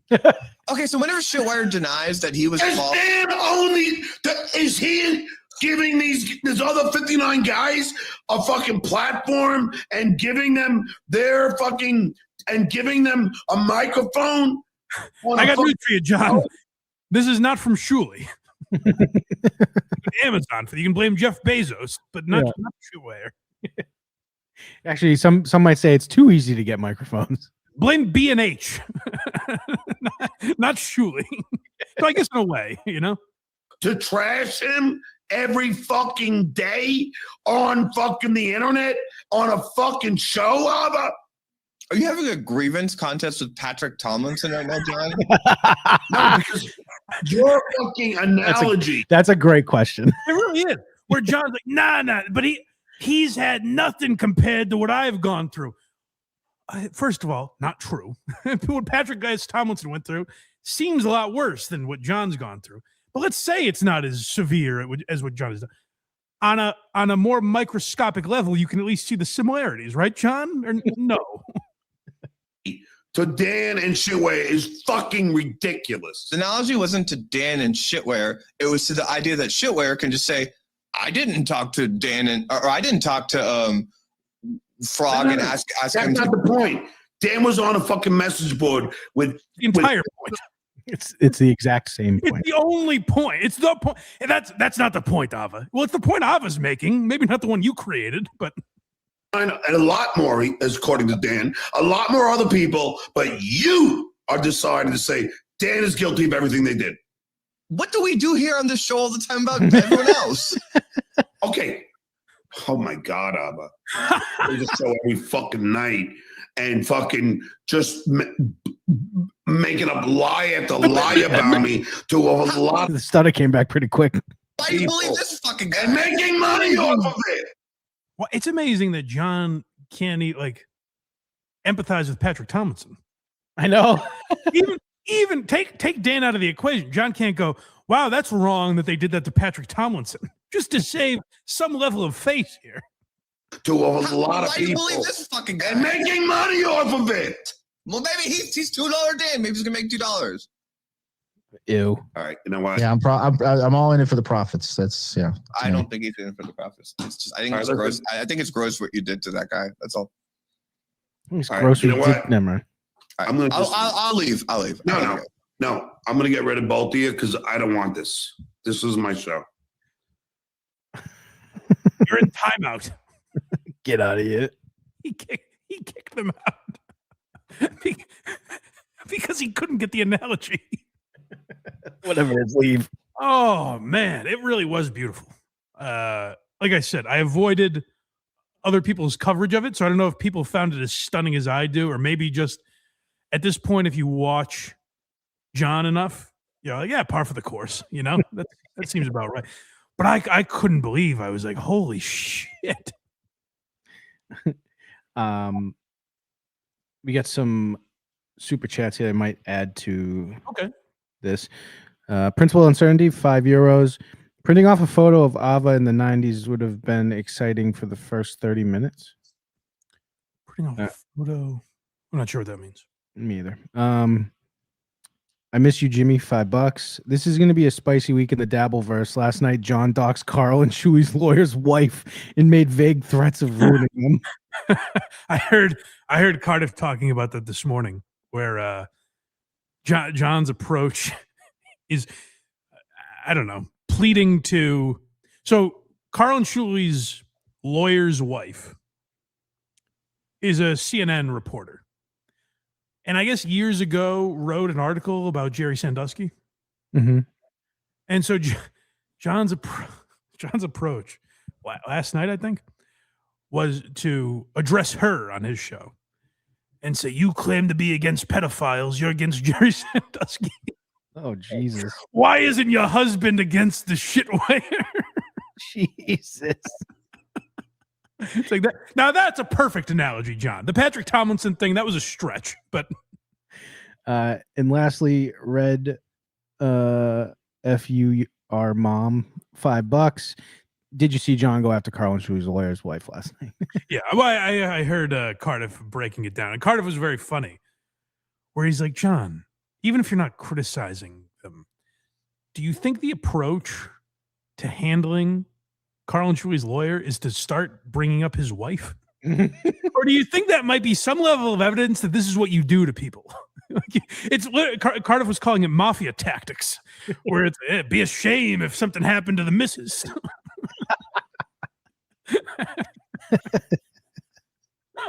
Yeah, so it's that kind of revelry that will be brought together. Cardiff and I tomorrow night. Yep. We'll see if Tukey shows up. Be nice of him to show his face for once. Once, goddamn it. No, I was impressed. Both weeks, Tukey was rehearsing and traveling, and he still showed up. By God, so, he did. Yes, he did. I don't know. Anything else before we get out of here? I got nothing. Very good. You got very good chow. You've got Craig Brulee cooking. Craig Brulee's up right now. So go watch that. Go check out very good chow. Blindmike.net. New. I'll be curious the response this Why Are You Laughing gets. I'm Sure, I'll be called a liberal cuck or something. No. You don't think so? Nah, I don't think so. Carl did. Carl, you're so gay that you're triggering me. Craig. Craig. I said to Craig before the show, I was like, "Listen, this is going to be a touchy episode for you. Mm.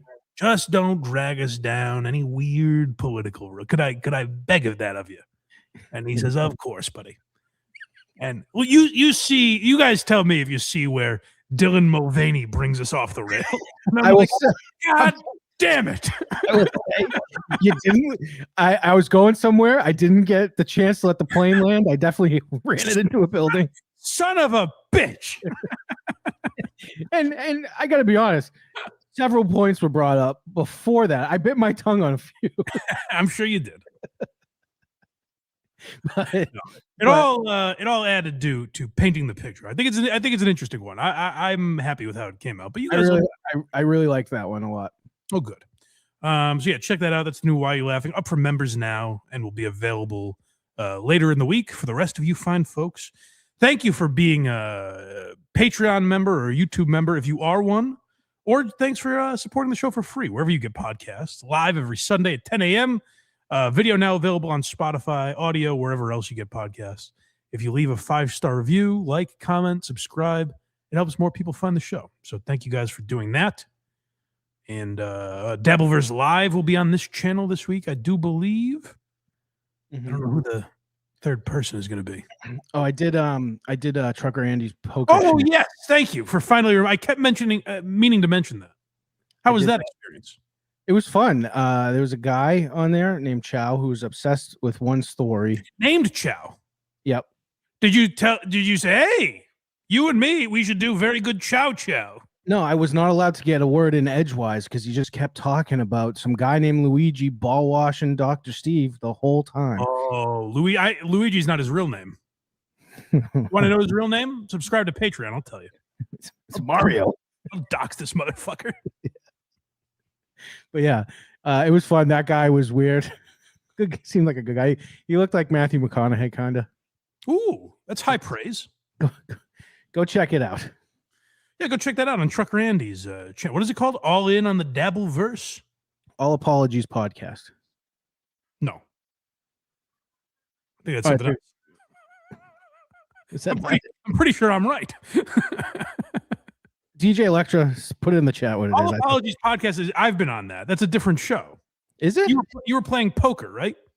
Oh, I thought. Let me double check because why would the poker show be called All Apologies? I guess would be my question. Oh! All In on the Dabbleverse. Yes, the poker show. I thought you were talking about his channel. Sorry. Yeah, no. All In on the Dabbleverse. Yes. The show is called that. Yes. Okay.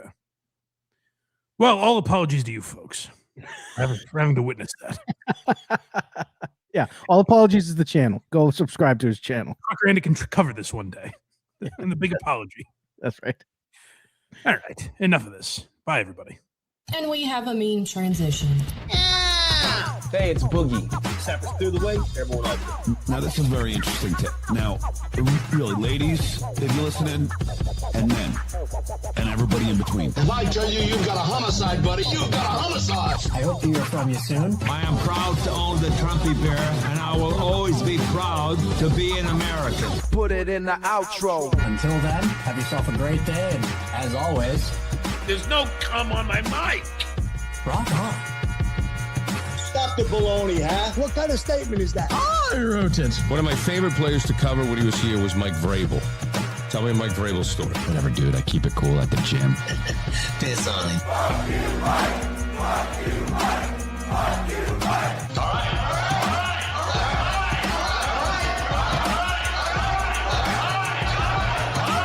Stop, my belly hurts. My dad was in the military. Can you please kindly F off, please? If a person is on a bridge threatening to jump, how do we know that he wants help? Okay, I hope nothing bad happened. Money. Fuck, please.